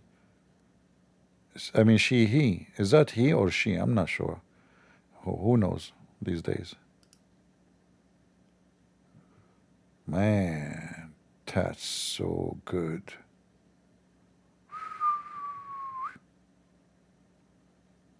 Those are the most powerful army in the world.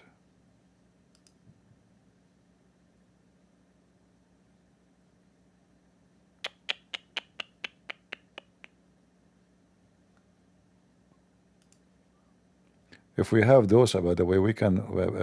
Putin will be scared. Will do poo-poo in his pants if we send this army to Putin. Those are the real fighters, Look, look, look, look. A bunch of mental weirdo.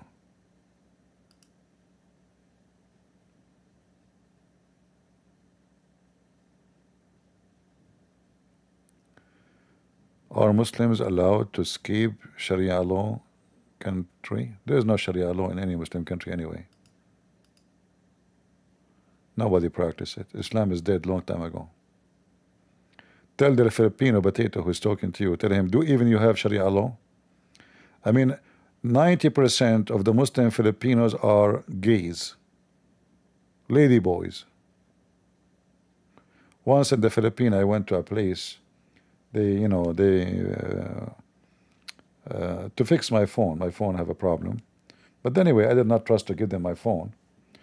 It turned to be, I mean, it's amazing.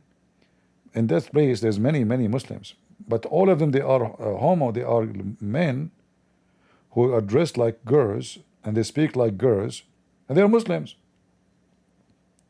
Almost every shop of them, every shop. So I was shocked how many lady boys, Muslims, they call them lady boys. They are male, but they are acting like a female. Long hair, they have makeup, They walk in a very funky, weird way. And they are Muslims. And the Abdul in Philippines is telling you about Sharia law. Tell him Sharia my butt. Oh, don't say butt. He's a gay. Sorry. Don't say that. I take it back.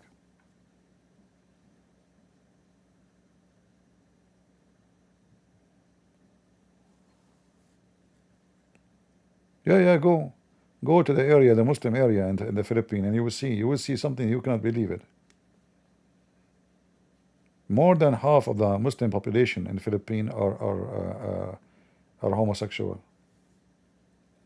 It's not like even it's like something they find it to be wrong. It's very popular. Not to forget that not only the Muslims they have that, there is non-Muslims who they have such a thing too.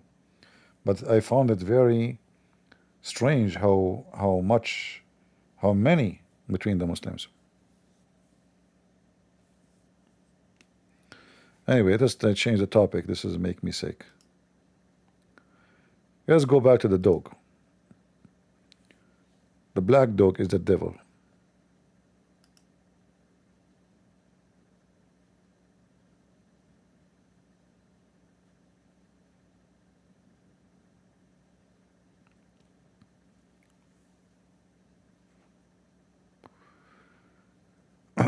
Actually, I did a seminar, like somebody in the chat mentioned in Marawi. I did a seminar. I went to the city. It's called Cagayan do Oro, I think, something like that. So I arrived in the airport. Right away in the airport, there's a mosque. In the airport, like the airport is so small. It's like tiny airport. And then after in the road and the airport, not even 100 meters away, I saw the flag of ISIS. Honest to God, the flag of ISIS. And then, like this is where I did the seminar.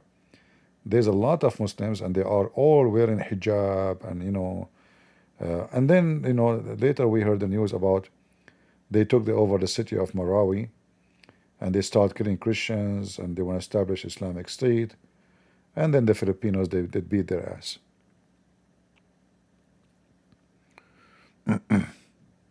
Yeah, I went there actually to make to do like a speech for maybe an hour. So I will talk and then I will leave. They told me it's not safe. There was a Christians who they are armed, for my protection. I did not ask for them, but they said we will do it. I said it's up to you. I did it in a basketball stadium. It was full, very loaded. And when I finish, supposedly my time is up. People did not let me go. They want me to continue in the stage. There was somebody scheduled to be speaking after me. They don't want him. They want me to continue. I told them I have a flight. I have to go. They said no. They closed the doors. The people they start shouting, and then the Christian minister asked me. He said it's okay. We will be sure everything is fine. We'll get you a ticket to go. It's a small city. There's not too many flights. I think there's one flight to go, one flight to come back. Anyway, yeah.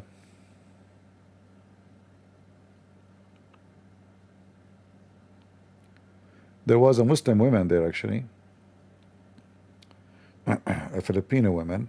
Supposedly she is from the family, they call them Sultan. They think they are like, I think they are originally, they are Indonesian. So they claim that she is a princess. She said, but Prophet Muhammad, he said, you said Islam does not give women anything. I said, give me an example. She said, Prophet Muhammad, he said that the Muslim women in heaven will be 70 times more pretty. I said, okay, sound good. You like it? She said, yeah. I said, but why you are saying that women in Islam have nothing? I have a whiteboard. Always when I do my speeches, always I ask for a whiteboard to write on it. So I asked her for her name. I don't know, I forgot what her name. Aisha, Fatima, whatever her name. So I said, okay, you are Fatima, let us say. She is Aisha, and this is Khadija. Fatima is pretty, let us say ugly. Aisha is twice more pretty than Fatima. Khadija is 3 times more pretty than Fatima. So now all of you will be 70 times more pretty. Nothing changed. You were ugly in earth, you are ugly in heaven. People die laughing. It was a very embarrassing moment for her.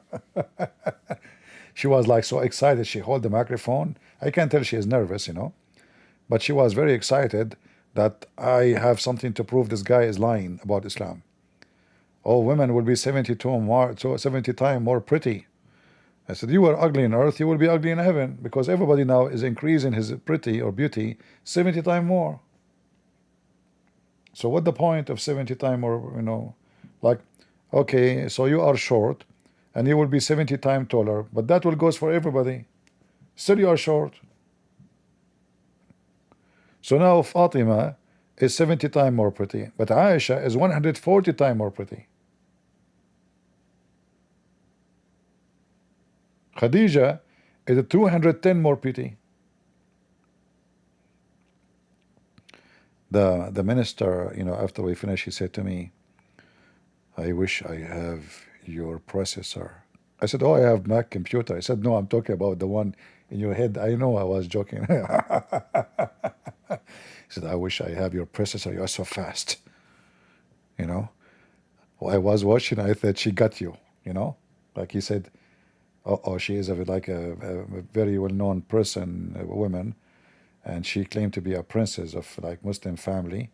She got you, like they will go out of the seminar now, they will speak about how this woman, she got him busted. But you said you were so fast. I said, no, my friend, they are so slow. It's not me so fast. It's just a stupid promise. I will make you 70 times. Look at me. You make me 70 times more good looking. Still nothing changed.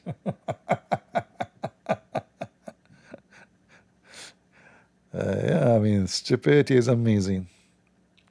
And Muhammad, because he knew women, they care for their beauty. So look what he promised them.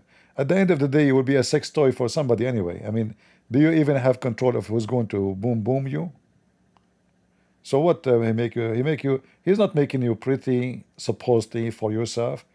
To be if, not because, what pretty? You're a sex toy. Right? Any Abdul?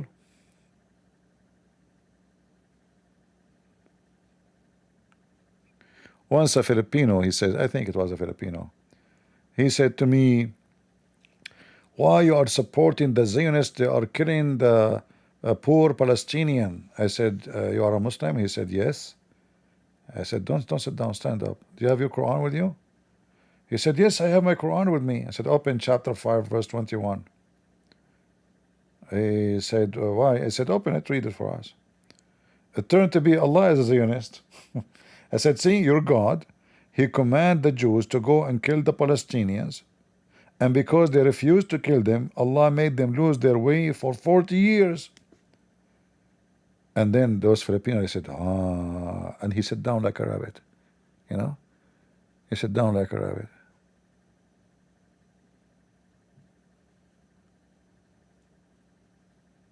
Potato.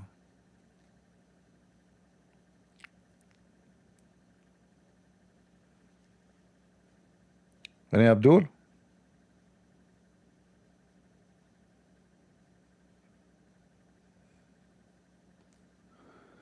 Umar ibn al-Khattab. We have a guy, his name is Umar ibn al-Khattab here. Okay, let us see Umar ibn al-Khattab. Come to the stage. Let us see.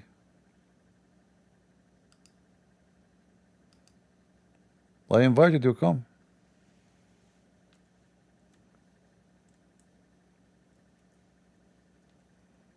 Come on, Omar.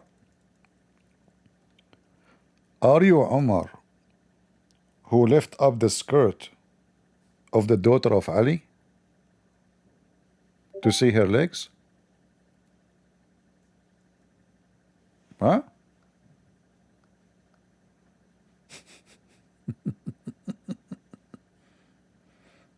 Come and tell us what happened. No, come and tell us how you lift the skirt of the Muslim child. You want to marry her. She is not even 6 years old.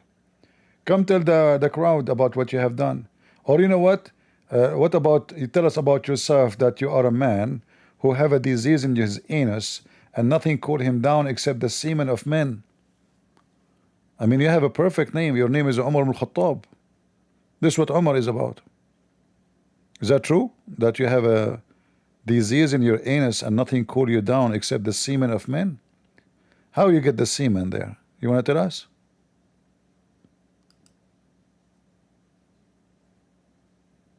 You don't want to talk to me? It's your anus issue, huh? Yeah, it's anus, it's anus.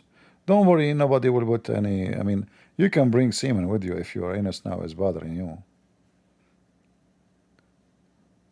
Umar al-Khattab, he put his hand inside the anus of a camel. Do you know why, Umar? You are Umar. Which one of the question I ask you want to answer? Why he put his hand inside the anus of the camel? All the way, all his arm, all the way inside. He was looking for his car keys.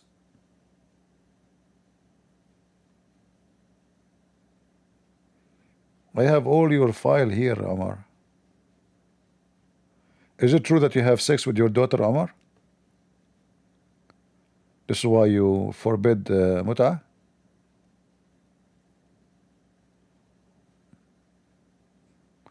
All right, it's okay.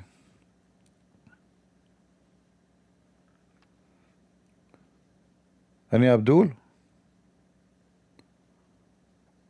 Who is Abdul? Can tell us the difference between a black dog and red dog? I heard that a black dog is wanted in Islam.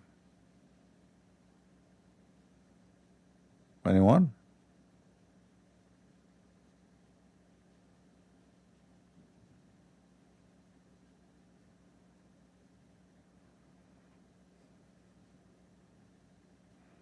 Nobody? Imagine you are a red dog and you hear the news about your friend black dog. Mr. Black, he's wanted by Allah because he is the devil.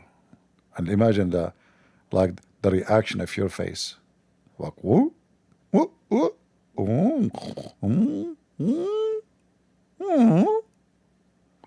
So you are a red dog in the morning, drinking your coffee and reading your newspaper as every day. And then you see there the hadith of Prophet Muhammad saying the black dog is the devil. What is the reaction of the red dog when he see this about his friend Mr. Black? Any Abdul? It's not easy, to be honest with you.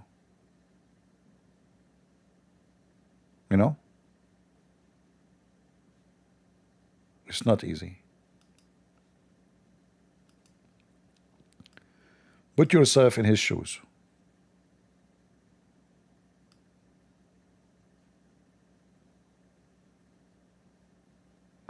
Where would we put that picture? Hold on.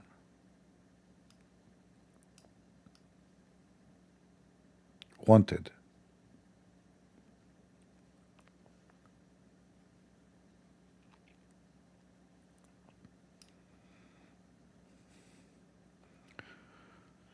Your prophet must be genius.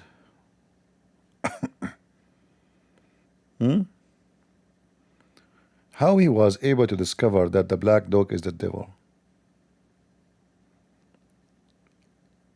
I mean, his God is so good, man. He was able to discover all this information, and those stupid people around the world, nobody mentioned it before. What a shame. Thanks to Allah.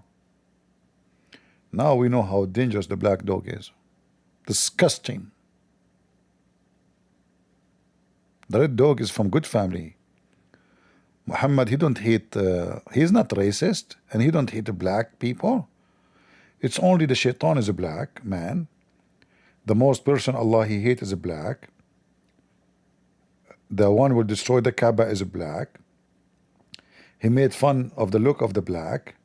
And now the black, the dog is the devil. And he told them kill every animal is a pure black. But for sure, he have nothing to do and nothing wrong with the word black for Muhammad. It's obvious. And not to forget to mention that Muhammad, he says that when Allah created Adam, he hit Adam in his right shoulder, and from there he created the white people like white ants. And then he hit Adam in the left shoulder, and he created the offspring, the black, like charcoal. And then Allah, he says to the one from the right shoulder, which means the white, you go to heaven, and I don't care. And then he said to the one is coming from the left shoulder, which means the black, you go to hell, and I don't care. And then we have to be careful. Allah don't hate black people. He's not racist at all. Any Abdul?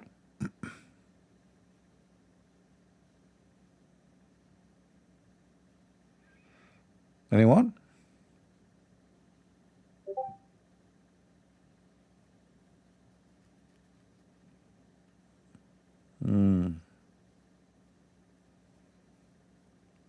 Prophet Muhammad is genius, you know. He's a genius. Anyone who says to you that Muhammad is not telling the truth, don't listen to him. This is all proven to be scientifically true. The black dog, according to the scientist from Tokyo, I have a friend from Tokyo, he's a scientist. His name is Yama Hufu, Yama. Very well known, you know. Just take his name. Yama Hufu, you know. Yama, he is very well known. He discovered that the black dog have different DNA and he is satanic.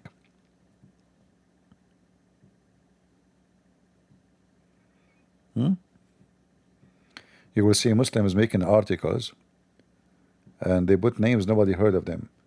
The scientist from Japan, Mr. Yama Suzuki, Toyota, Honda, Yama, he said that the Prophet Muhammad, he said the truth when he said that camel urine is very useful. Like, who is this guy? Well, it's Japanese, you know. Do you remember when they made an article about Bernard Shaw, George Bernard Shaw? George Bernard Shaw, according to the Muslims, he said in his book, which book nobody knows, like which book? Can you give us the page number, the name of the book? In his book, but there's no such thing. He said if Prophet Muhammad was drinking his coffee in the morning, he can solve all the problem in the world while drinking his coffee. Bernard Shaw, he said that. Then we check, we find Bernard Shaw, he installed Islam, he made fun of Islam, he gave finger to Muhammad.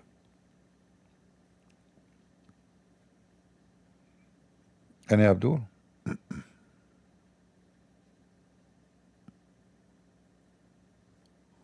Bernard Shaw, huh? What a show you have for us.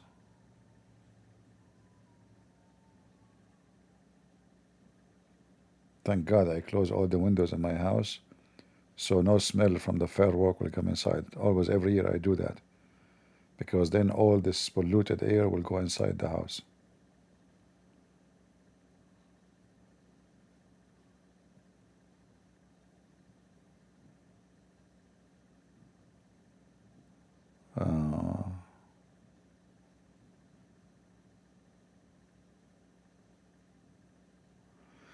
An article about 2,500 grammatical error in the Quran.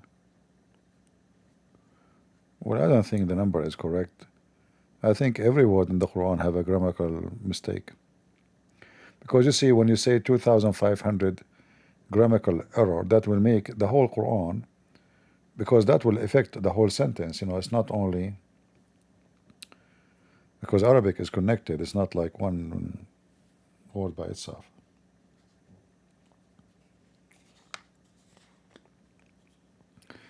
Why Muslims keep dog? They are not allowed. If you keep dog in your home, Allah will curse you and will take it off from your deeds. Let me show you, hold on.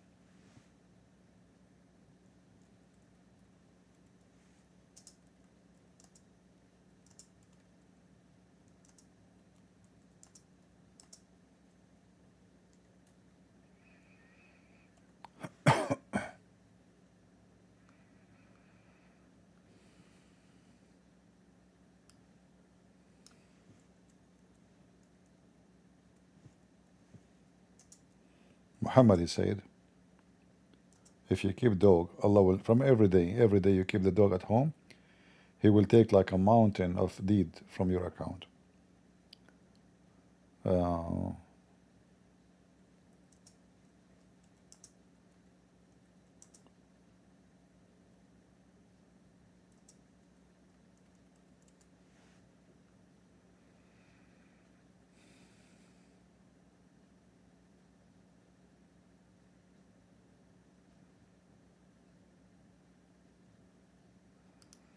Let us see this one. Let us see this one.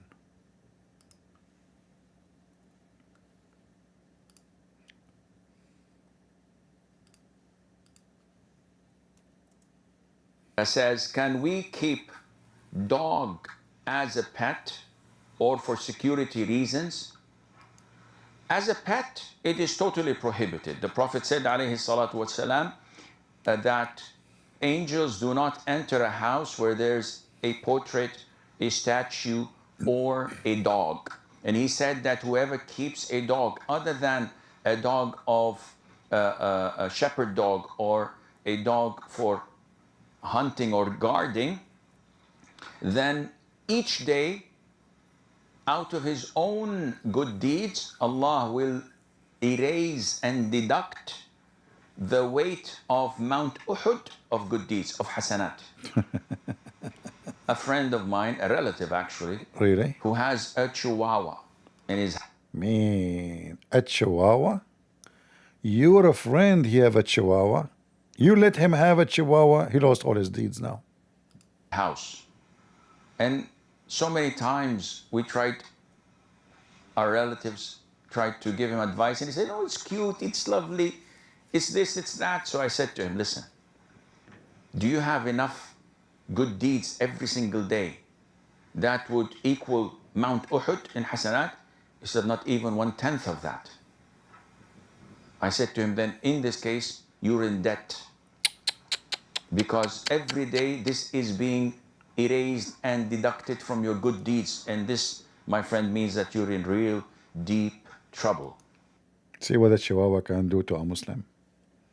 Because of the chihuahua, you are going to go to hell. So raping children is okay. Molesting children is okay. Chasing women in the street, touching their butt is okay.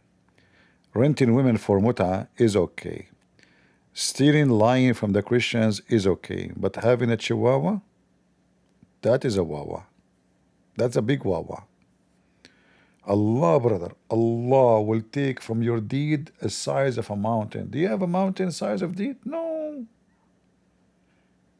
For every day you keep the chihuahua in your home, a size of mountain taken from your. So imagine now you will be like minus a billion mountain down the road. This is how authentic this religion. It's from God. This God is so, and the angel will not enter the house because there is a dog. They have a phobia from dogs and pictures.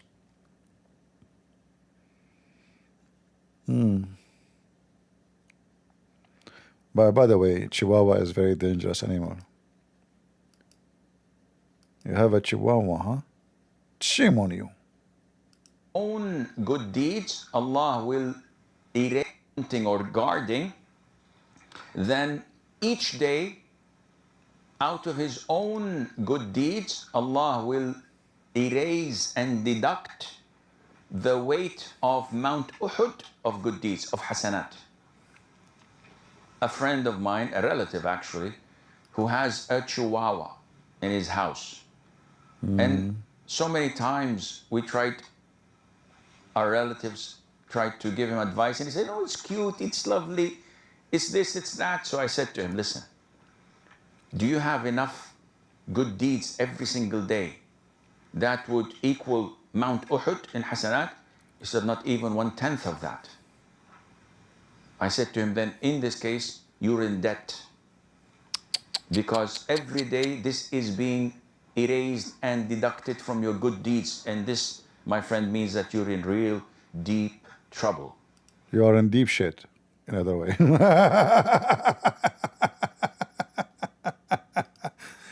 Brother and sister, if you have a dog at home, you are in deep shit. I'm telling you. What the heck is that? That's so wise and must be from the true God. The God hate dogs. This God, he hate dogs to the bones. I mean, yeah, Muhammad is a dog. He hate dogs. They're competing with him for the bones. Any Muslim can tell us what's going on? Where Allah will take your deeds because you have a dog. How in the world that is a bad thing? What deed have to do with dogs, potatoes? Huh?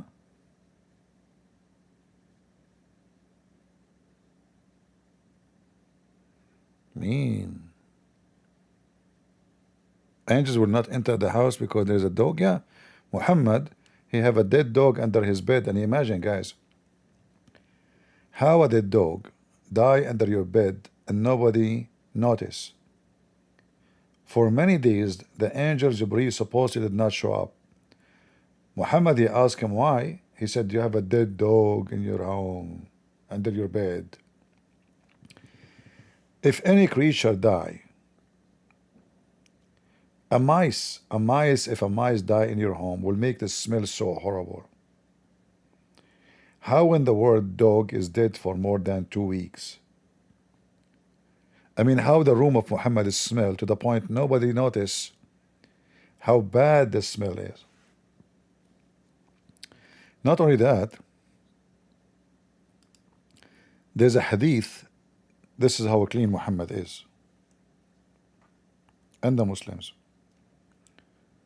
The dogs, they come and they piss inside the mosque of Allah, the mosque of the Prophet himself.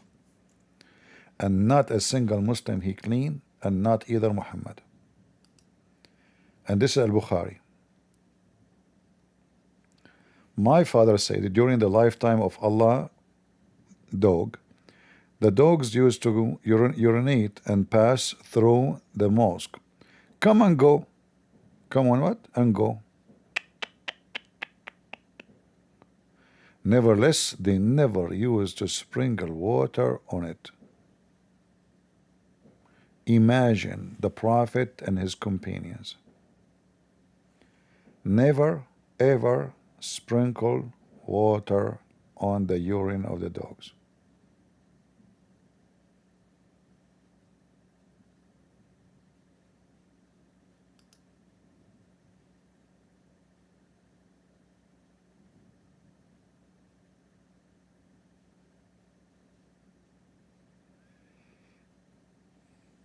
Very clean. And this is Al-Bukhari, in case Muslim will say to you, this is weak, you know them. You know them. You know the thing. Christian Prince, first of all, this dog was not from this earth. What do you mean? This is the dog brought to the earth by the spaceship of Elon Musk. Elon Musk? Elon Musk was exist in the time of Muhammad? Exactly. And I'm going to prove it to you. What the heck? Elon Musk, he brought a dog by his spaceship from where? Christian Prince, you are very stupid. First of all, it's very well known that the first communist spaceship to the moon, it was inside there is a dog. Yeah, you are right. This is true. They put a dog there to make an experiment. You are right. Exactly. So this is the same dog he came back. So he became now an alien. This is why this dog, his face was holy. Oh, I never thought about it this way. The dog is an alien, huh? And his piss is a holy alien dog. I mean, you Muslims have a lot of holy. The Prophet piss is holy. The Prophet shit is holy. His booger is holy. His hair is holy. Look, search on the internet, the holy hair of the Prophet. You will find tons of videos about his holy hair. the holy urine, the benefit of drinking the urine of the Prophet, and now the dog, you know. So is the dog dirty or clean?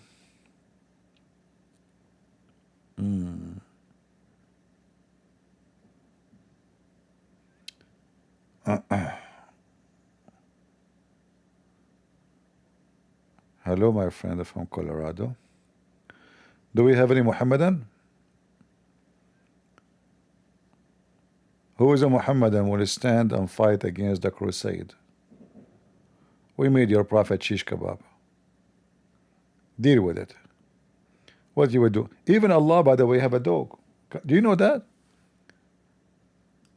Muhammad, he was asking his cousin to worship the god of the stars, which is a clear evidence that Muhammad is a pagan. Muhammad, he said to him, his cousin, he said, I'm not going to believe in your God, the God of the stars. What the heck? So Muhammad, he said to him, aren't you afraid that the dog of Allah will eat you? Really?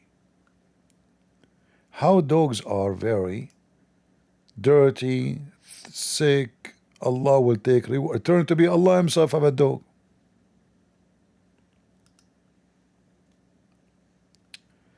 Let me show you.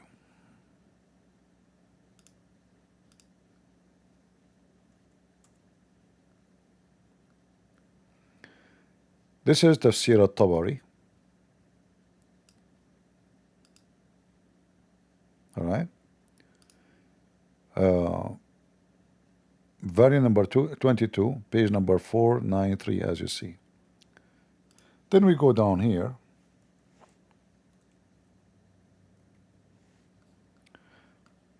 Muhammad was speaking to his cousin Utbah,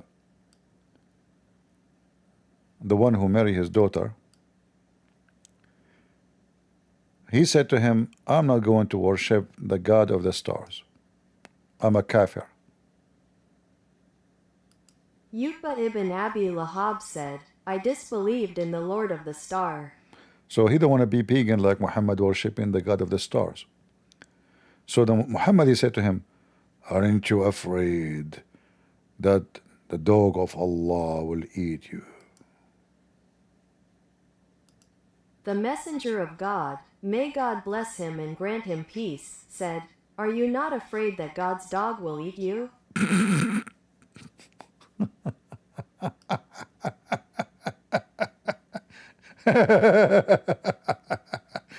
Ah, boy. Who are you? The dog of Allah. Really? Do you have any ID? No. How I know that you are the dog of Allah? It's very easy. How? Because I will eat you. Oh, okay. Normally dogs, what they do? Normal dogs, they bite you only. I'm the dog of Allah, I will eat you. Oh, okay. By the way, just to let you know, I'm full of shit. Okay, no problem. What a stupid religion. Aren't you afraid that the dog of Allah will eat you? So the dog is dirty, the dog is shaitan, the dog is filthy. If the dog, he lick your dish, you have to wash it 7 times. And then it turned to be Allah himself have a dog at home. What a stupid cult, man. Very confusing. What's wrong? Unbelievable.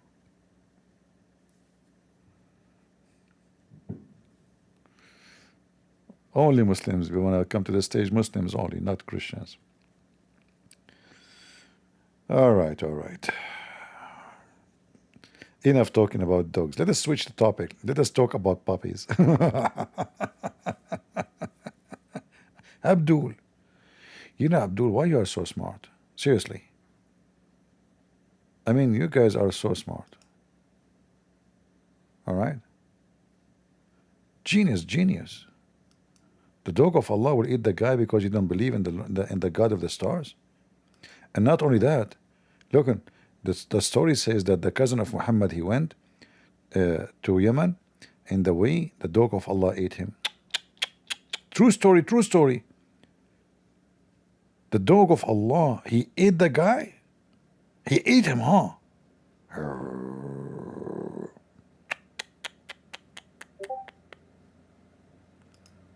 That's deep.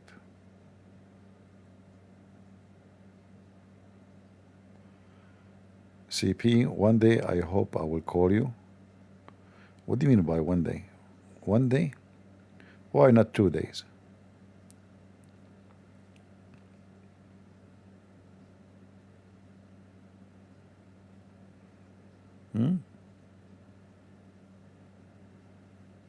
You are talking about calling me as if you are talking about quitting cigarette. CP, one day I'm going to call you. Oh, okay. One day I'm going to quit smoking, huh? Okay. Any Abdul? The dog of Allah, he ate the guy? This is a true story, isn't it? I mean, yeah, the bones is there. The guy, we have his bones. Like bony tail. The Muslim, they have bones for everybody. Even the grave of Adam, they have it. And Eve.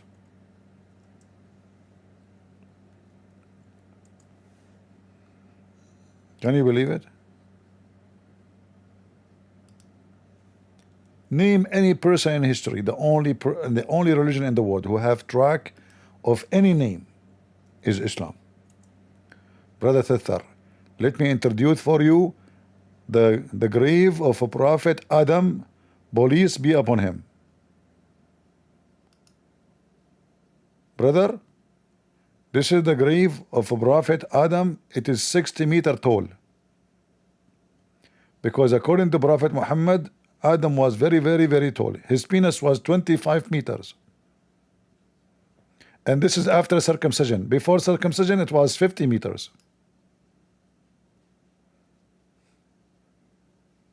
Muslims, this is genuine, isn't it? I mean, based on history, this is true, right? How you get all? Look, this is other grave for the same person. This is Adam and Eve.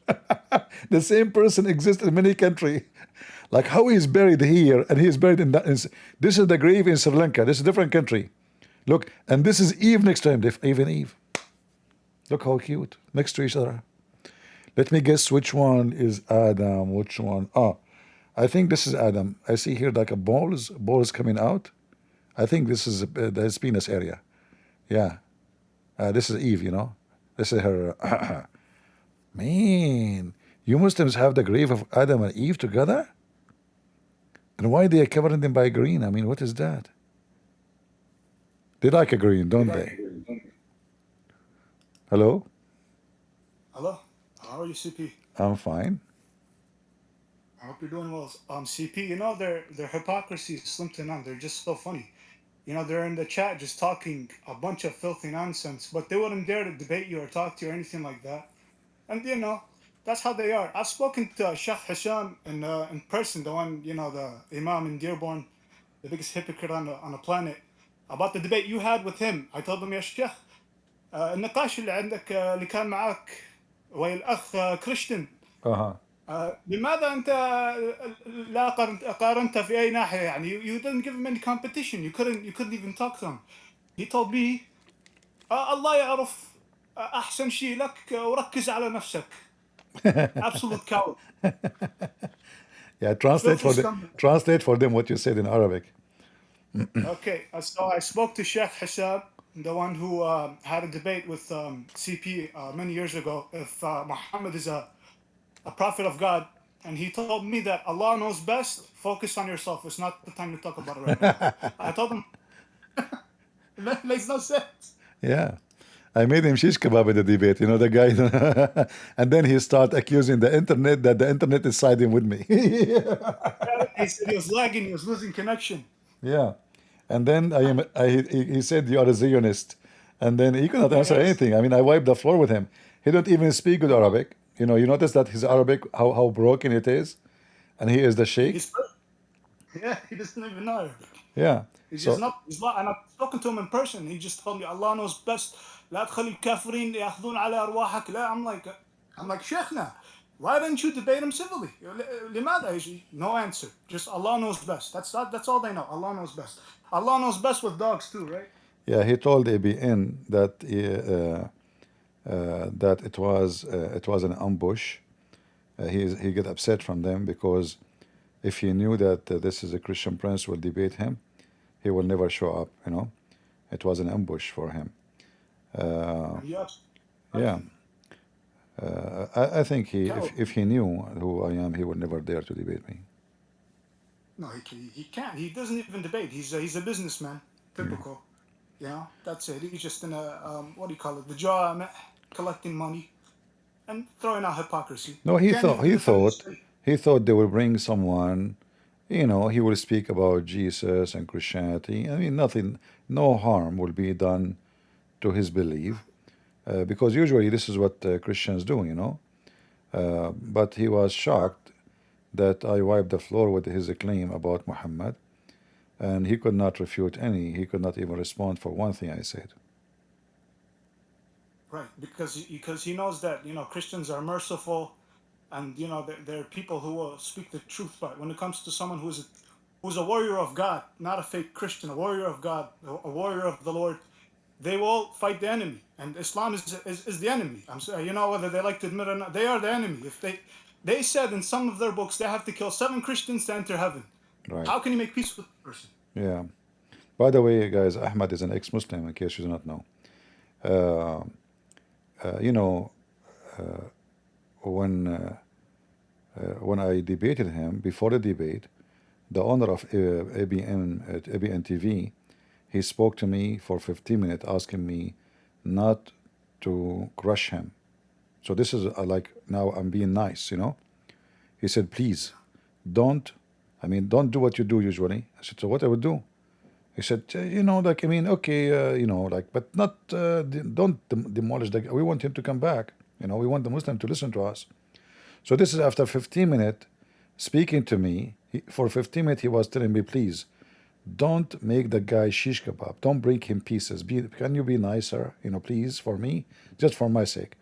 I said, I would try my best to be nicer, but I cannot be nice with Islam. I mean,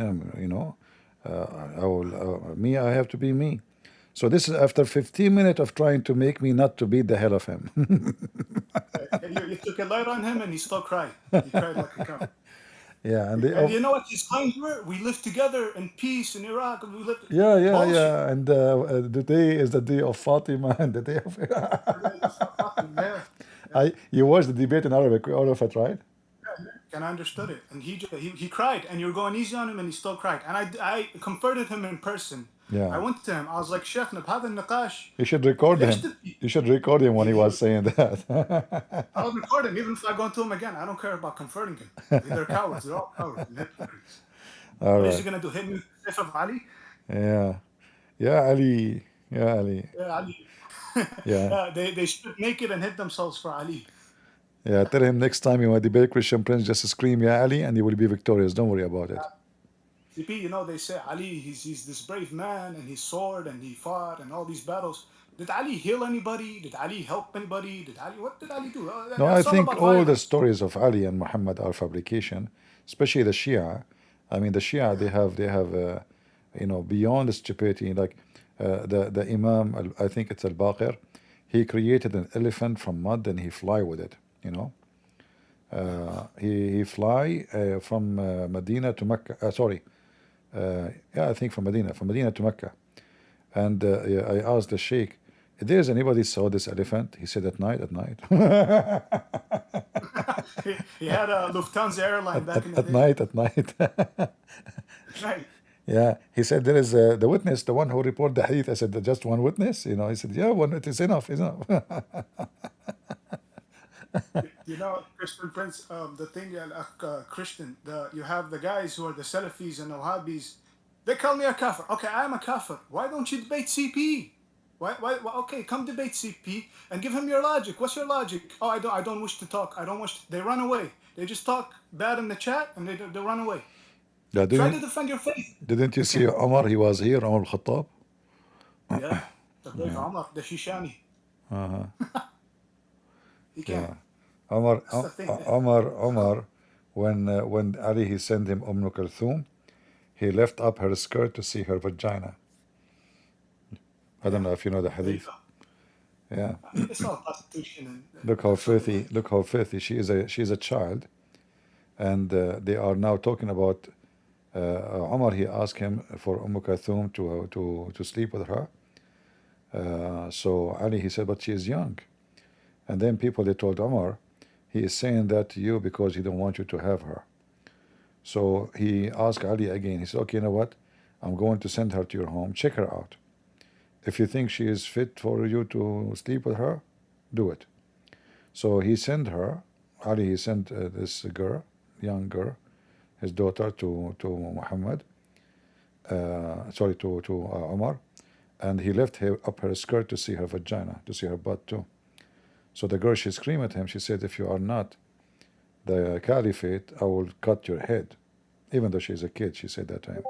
But imagine how filthy that you are a grown man in your 60 something, and then you lift the skirt of a little kid. She is 5, 6 years old, to see if she is good for sex. This is how filthy they are. This is Filthy, disgusting. this is Omar. That's how they are. This is they are proud about Omar, very much proud. Yeah, they carry his name with dignity as if he's, some Yeah, type of prodigy. yeah. They'll defend him till the end, but that's what he does. Garbage in, garbage out, my friend. Oh yeah, they're all, excuse my language, same shit, different toilet. That's how they all are. Yeah, They can't. I mean, he comes to you, he joins the stage, and then he talks all this bad stuff. You call him, okay, debate me, try to prove me wrong, civilly, in a mannerful way. He can't. He just insults you in the chat. And then Abdullah, he puts the Christian cross, which is the crown of his head and his whole family's head, and he puts trash at the end by it, as in implicating that the cross is trash. Abdullah, you are trash, you are filthy, and believe me that the Lord is our Savior and Jesus Christ is the crown of every Muslim's head, okay? Not the Isa that you believe in. Jesus Christ is Lord, and you're trash, you're filthy, you scumbag. You have to bring your death to debate for you. You it's can't even okay. debate. He is upset because he cannot refute us. The cross. I mean, every Muslim house have a cross. The whole house will not be built without a cross. The electric column post in front of your house is a cross. Go destroy it if you're a man. So they are stupid people. The cross is even his body itself is a cross. 2 hands and body. Oh, your shape as a human being is a cross. They are just stupid. They are obsessed with their hatred and stupidity, and we laugh at them. It's okay.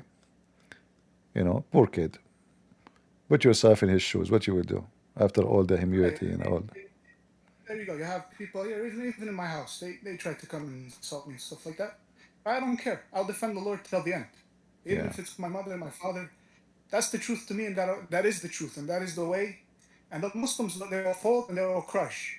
And they can't handle the truth. That's how they are. They have to mix completely idiotic logic just to try to make sense, and they can't even make sense. Yeah. That's fine, Christian. CP, Christian, I'll defend Christianity. Al-Masih is the only way. When Nasara is the only way. Yeah. By the way, the word Nasara is wrong. I know you are ex-Muslim, but the word Nasara is an insult actually to us. Even though the Quran did not say it in a bad way, but the origin of it is from those.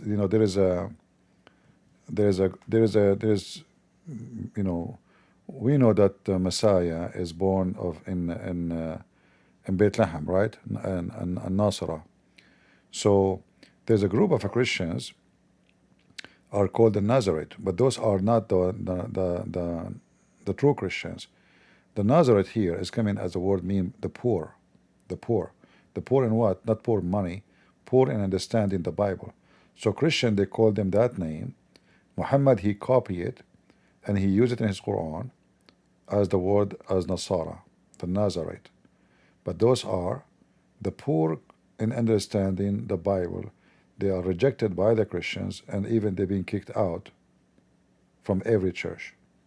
So Muhammad, he adopted the name of those group to speak about us as them. But this is absolutely false.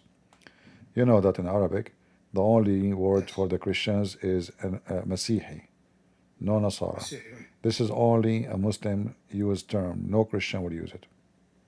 A fabrication. That's like Yeah, Muhammad. it's not true. We have nothing to do with it. Yeah, Right. yeah, Masih, right. Masih is the only way.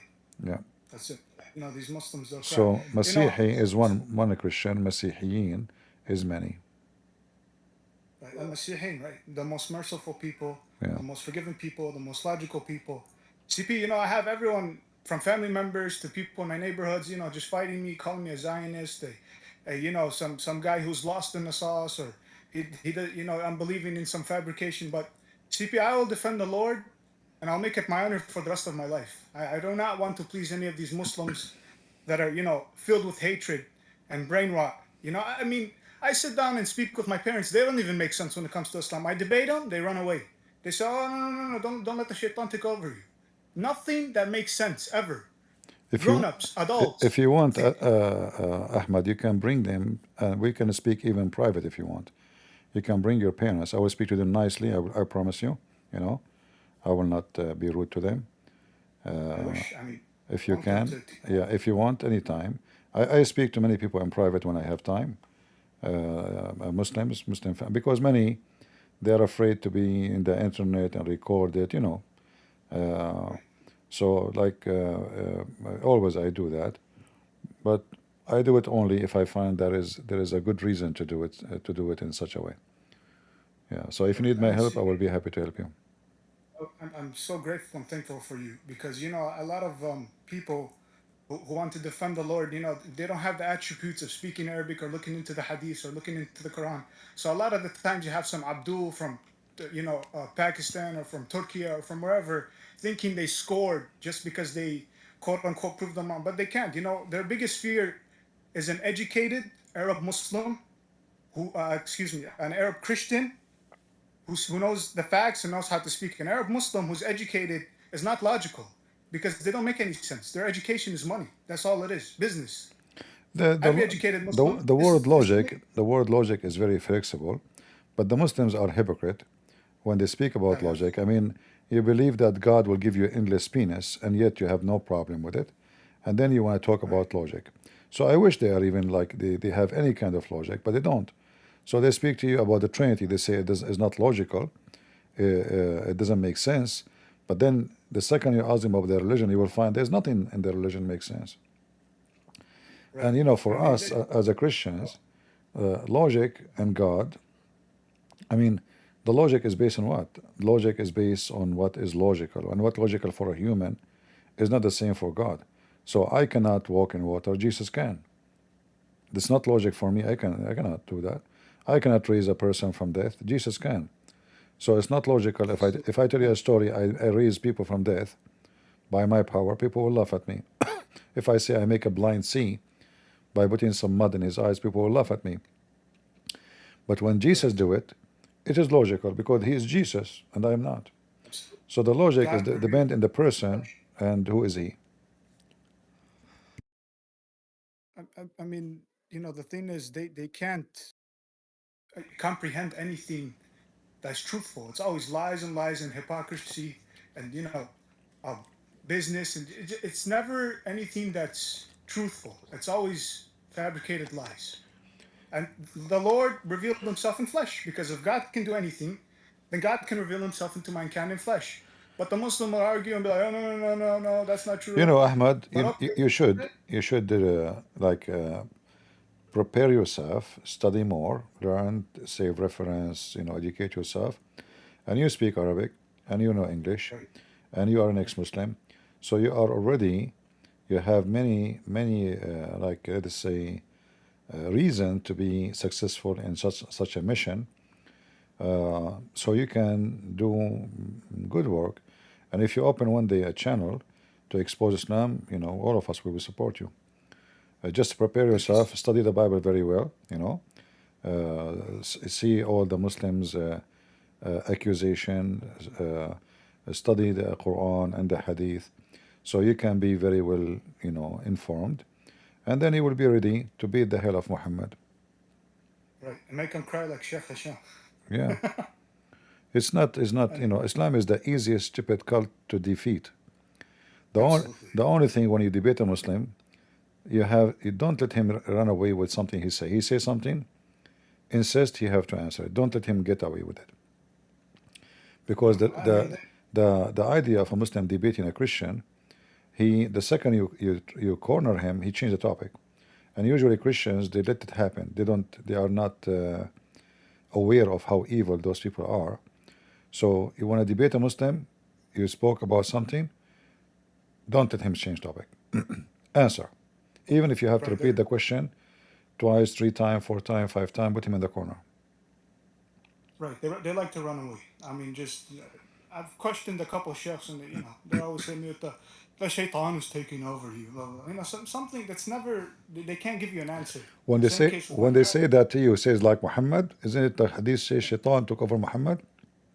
Yeah. And the Quran says shaitan gave him satanic verses. How bad is going to be more if the Prophet himself said shaitan took over him? How horrible. Shaitan did and they want to say that the shaitan took over you, but again they contradict themselves. They're professional at doing that. They can never give like actual factual statements and counterintuitive arguments. They're just professional contradictionaries. That's all they are. And they hit you with the you're the shaitan has taken over you, or you're a kafir. Right? That's not giving me logical answers. That's not giving me a logical or counterintuitive argument. That's not being truthful with me. That's all you're doing is just trying to insult me. That's it. Oh, you're kafir. Oh, you're this or you're that. You're that. Make an argument with me. Try to debate me. They can't. Don't talk about argument and logic with people believe that the black dog is the devil. Yeah, the black dog's the devil. Then why is the red dog not the devil? Yeah, this is how. So when we talk about logic and argument, they are just a bunch of stupid people. Black dog is the devil. And 9 times out of 10, you run into a Muslim, he doesn't even know proper Arabic. It's some guy from wherever, right? Some Pakistani, some Turkish guy, some leftist from Europe, trying to defend Islam. You can't even speak Arabic. Tell him what does the word waqaf mean? What does the word taqweem mean? They can't. Give me a jumla in Arabic. They can't. تكلم معي بالعربي. They can't. Oh, well, I follow the Quran. Okay. Speak Arabic. No, they can't. Yeah. They can't. All right. Or you have the Zakir Naik, the likes of Lily J and Zakir Naik, and all these filthy scumbags who are in it for the money, who get paid from sheikhs from Saudi or Emirat or Qatar or whatever. They can't even speak one sentence in Arabic, and they try to tell you that the Quran is correct in every way, in every shape and form. They can't even make a sentence in Arabic. Like, speak to me in Arabic. They can't. Dr. Zakir Naik, all he does is, my brother, this is wrong, this is haram. And then you have Lily J, well, the Quran makes sense. Okay, speak in Arabic, read it. They don't. Yeah, striptease. All right, what we can say. Thank you, Ahmed, for joining us. God bless you, my friend. You're welcome, Christian. Thank you. Keep me in your prayers. Take care, sure. Bye. We have a last call for Muslims before I leave for today. Any Muslim would like to join us? As you know, I have 4 wives and they are waiting for me to make babies for jihad. We have to make babies, to do jihad for Allah. Allah cannot do jihad for himself. We are going to look for the black dog. We are going to search all day long, all over, to see where's the black dog, his shaitan. If anyone knows black dog, report to the FBI immediately. Hello? CIA? I saw a black dog close to the White House. Yes. How he look like?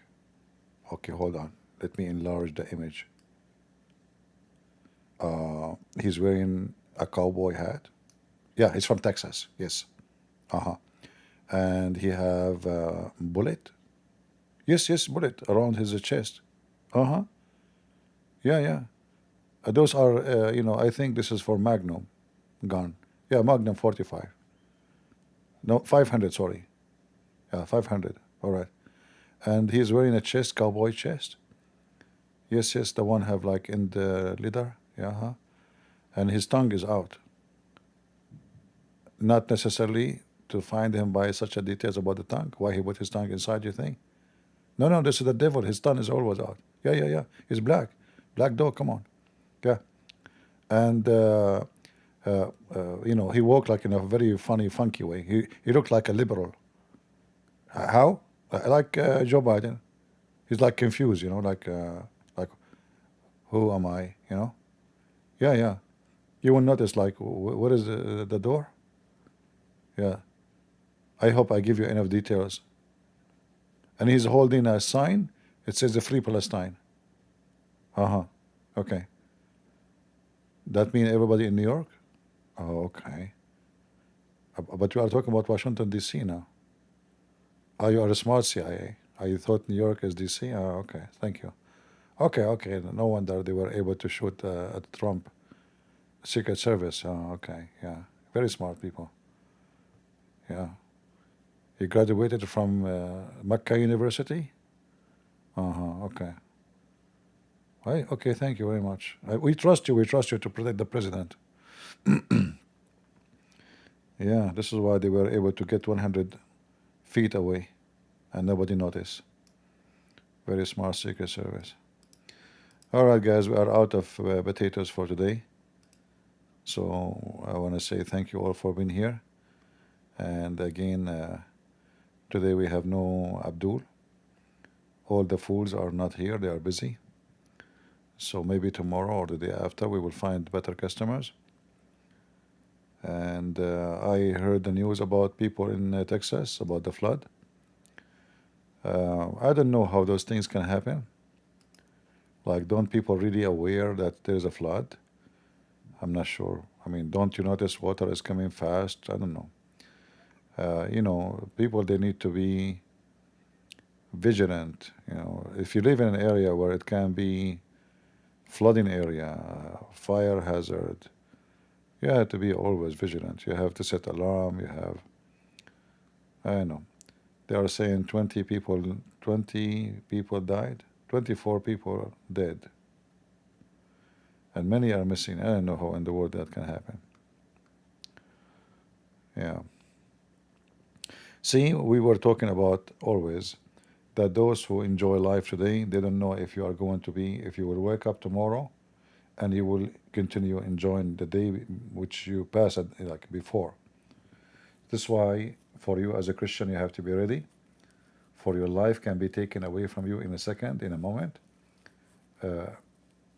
Who of those people thought for a second is going to go to sleep and he will not, I don't know if this is happening at night or not, but maybe this is why too many, they were not aware of what's going on.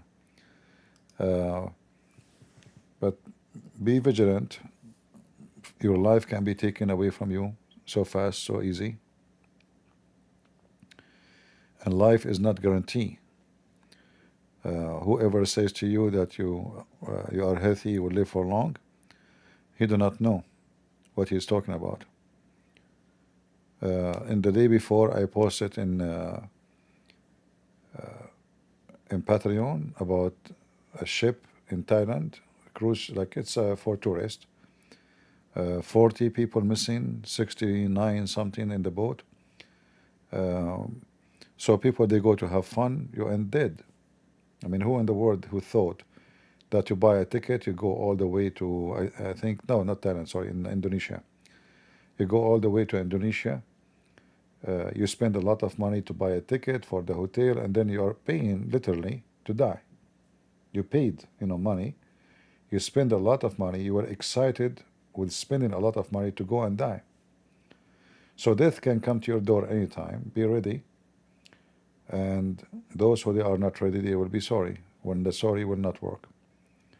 So we pray for those victims, and their family. And I have no idea how those things happen, really. It says here summer camp. Summer camp. I mean, who is the idiot who put summer camp close to the flooding area? Do people have a brain? And shouldn't you watch the news about rain, storm is coming? Yeah, that's why don't send your kids with a bunch of idiots to take care of them.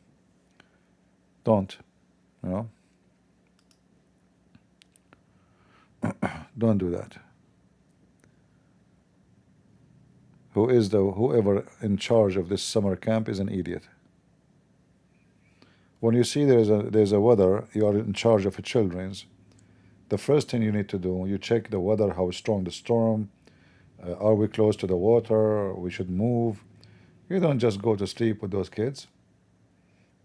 An idiot. And he caused the life of 24 people, most of them they are children's. Very, very, very bad. No problem with summer camp, but summer camp with a stupid, let us say, leader for the camp is dangerous. Yeah, obviously he camped next to the river, you know, and then the water suddenly, you know, they call it a flash flood. It happens so fast, and if you are in a lower ground, it's going to hit you. Actually, I remember once we were in the desert, you know, doing hunting, and we were driving a car in a valley. Then we are more than one car, not only one. We have one truck just for fuel, and one truck is only just for water. Because when you go in the desert, there's no fuel. You cannot go back to a gas station and fill. We have like a big those containers. I don't know what they call them. It's like a big barrel, you know, for fuel dragged behind us. But anyway, I noticed at that time we don't have internet, we don't have cell phone, not like now. You know, you have everything. You have to be vigilant. So I noticed that there is suddenly, even though it's a desert, but there's a cloud. Everybody says it's a desert, man. It's not going to, you know, don't make a drama. I said, what we will lose?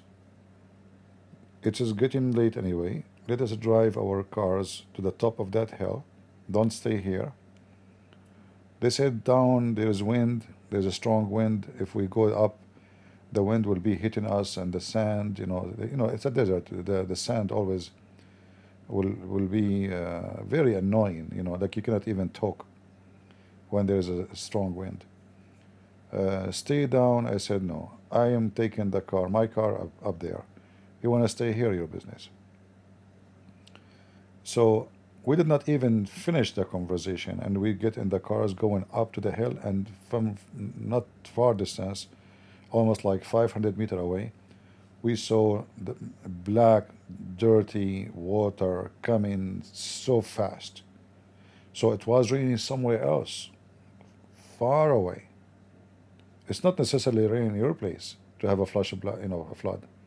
So it did not rain in our area yet. There's no rain. And that's why they are not convinced to move. But the flood came, and if we were down, I mean, that's it. We will be taken with the cars, with everything. So you have to be smart. And leadership in case of camping and going somewhere is very important. Someone who make a wise decision, otherwise you will be sorry.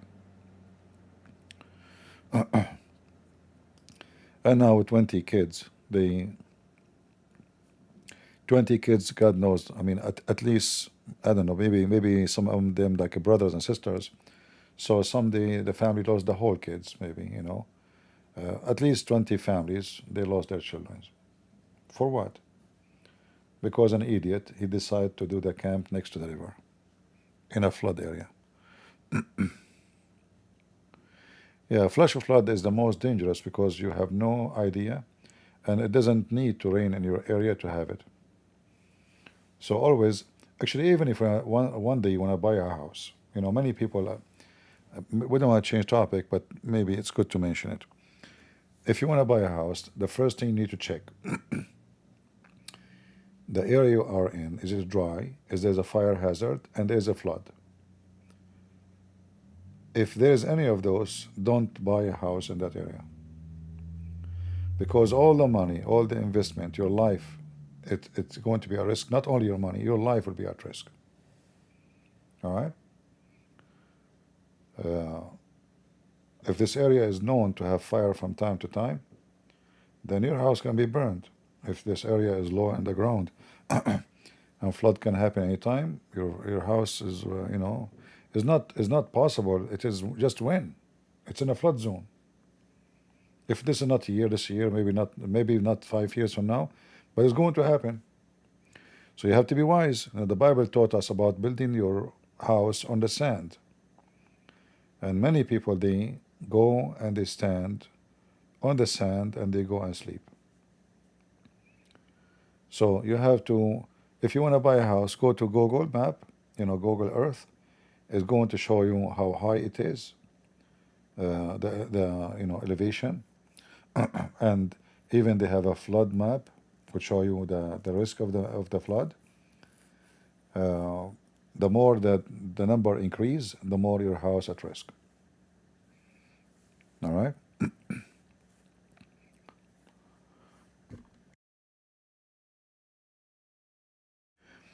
Yeah, you have to be careful. It's the same when you get married. Maybe this woman, she will destroy you. Maybe this man will destroy you. There's risk in everything. So trust me, there is risk in everything. You can be flooded by stupidity. You can be flooded by a bad neighbor. You can be flooded by a cheating husband, by a cheating wife. You can be flooded. Risk is all over. You have to be. Life is a journey where you have to be vigilant, as the Bible taught us, to be peaceful but vigilant. All right. So don't think that everything around you is just peace and nothing will happen, nothing wrong. Wrong can happen. It's a nature of this life that it's not right. It is the nature. It is not right when there's nothing wrong happening. I'm telling you, when I say that, I mean, it's not normal when nothing wrong happened. This is not the normal thing. Especially if you live in the big cities, you live in big population, people are polluted, people are sick, people are selfish, crime, criminals, rapists, thieves. When you live in a small community, because everybody knows everybody, so if somebody do something bad, will be shamed. So there's many reasons for people to behave.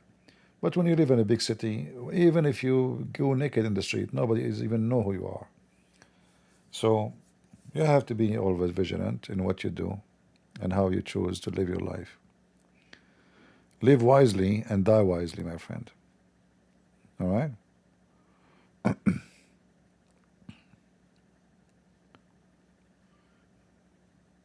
Yeah. Like, those houses in California, some houses that are $5 million, $10 million, $20 million. And then the house can be burned in 2 minutes. So those rich people, they are stupid. For they did not think about the most important thing is how this house can be a house. Not a trap. Not a fair trap. So they go and buy a house in the top of the hill, which means when the hell come to you, it's hell. You cannot go anywhere. Like the fire will come from every direction because this is the nature of the fire. The fire climb up, not down. You know what I mean? So usually the fire start from down and go up. So you are because you are the rich guy, you can afford it. So you buy the house in the top of the mound. And then the fire is coming like crazy, creeping into your house. And then there's nowhere to go. But you are just potato now. Get ready for the barbecue because you are smart. So you became rich, you became filthy rich. You chose the best location for view, but you did not think about the most obvious, that you can be a barbecue one day. You have to be smart, otherwise you will pay for your foolishness. All right. So guys, I want to say thank you for being here. I hope you did enjoy your time. Today we did not have any Abdul. Maybe next time we will have better customer service and better customers. Until we see you again, may the Lord bless you, and we pray for the children, for their soul and their family. And learn from others, my friend. Don't wait until things happen to you. Don't wait. If you go to camp, never sleep next to a river can be flooded. Choose the highest place, highest ground. Because when you are sleeping, you don't see, you don't feel. Especially if you are a person who sleeps like a mule. I'm a very light sleeping person. I can hear anything. Anything. I mean, if I say to you, if I have a neighbor across the street, I used to have a neighbor actually across the street. He have a, you know, those older clock, the older clock, like in the wall, tuck, tuck. I hear it from his house. He have his windows open. It's summertime, you know. I can't sleep because of this, you know. So I went. I asked him, "Can I buy? I like your house." I went. I found a reason to talk to him. I said, "Ah, you know what? I like this clock. What about I buy it from you?" He said, "You know what? I will say it. I bought it. I bought it just to get rid of it. I want to sleep. You know? Yeah. So the distance between us is very small, like narrow. It's not even across the road. Actually, it's like next door. But there's that little road between for the driveway. So I said, "Let me, you know, can I buy it? I like those things, you know." He said, "Oh, okay." I said, "But don't make it." He said, "You know what? I want to get rid of it anyway. Whatever you pay." So I bought it. So I can sleep. Yeah. So if you are a heavy sleeper and you go camping, you need to find some way to alarm yourself. Like maybe you take a dog with you. Animals are they are different. They can sense things we cannot sense. Even if it's a stupid, like little tiny dog, they can sense things better than you. So if you are a heavy sleeper, you have to have an alarm system with you. And never sleep next to a river. Never. You have to take a space.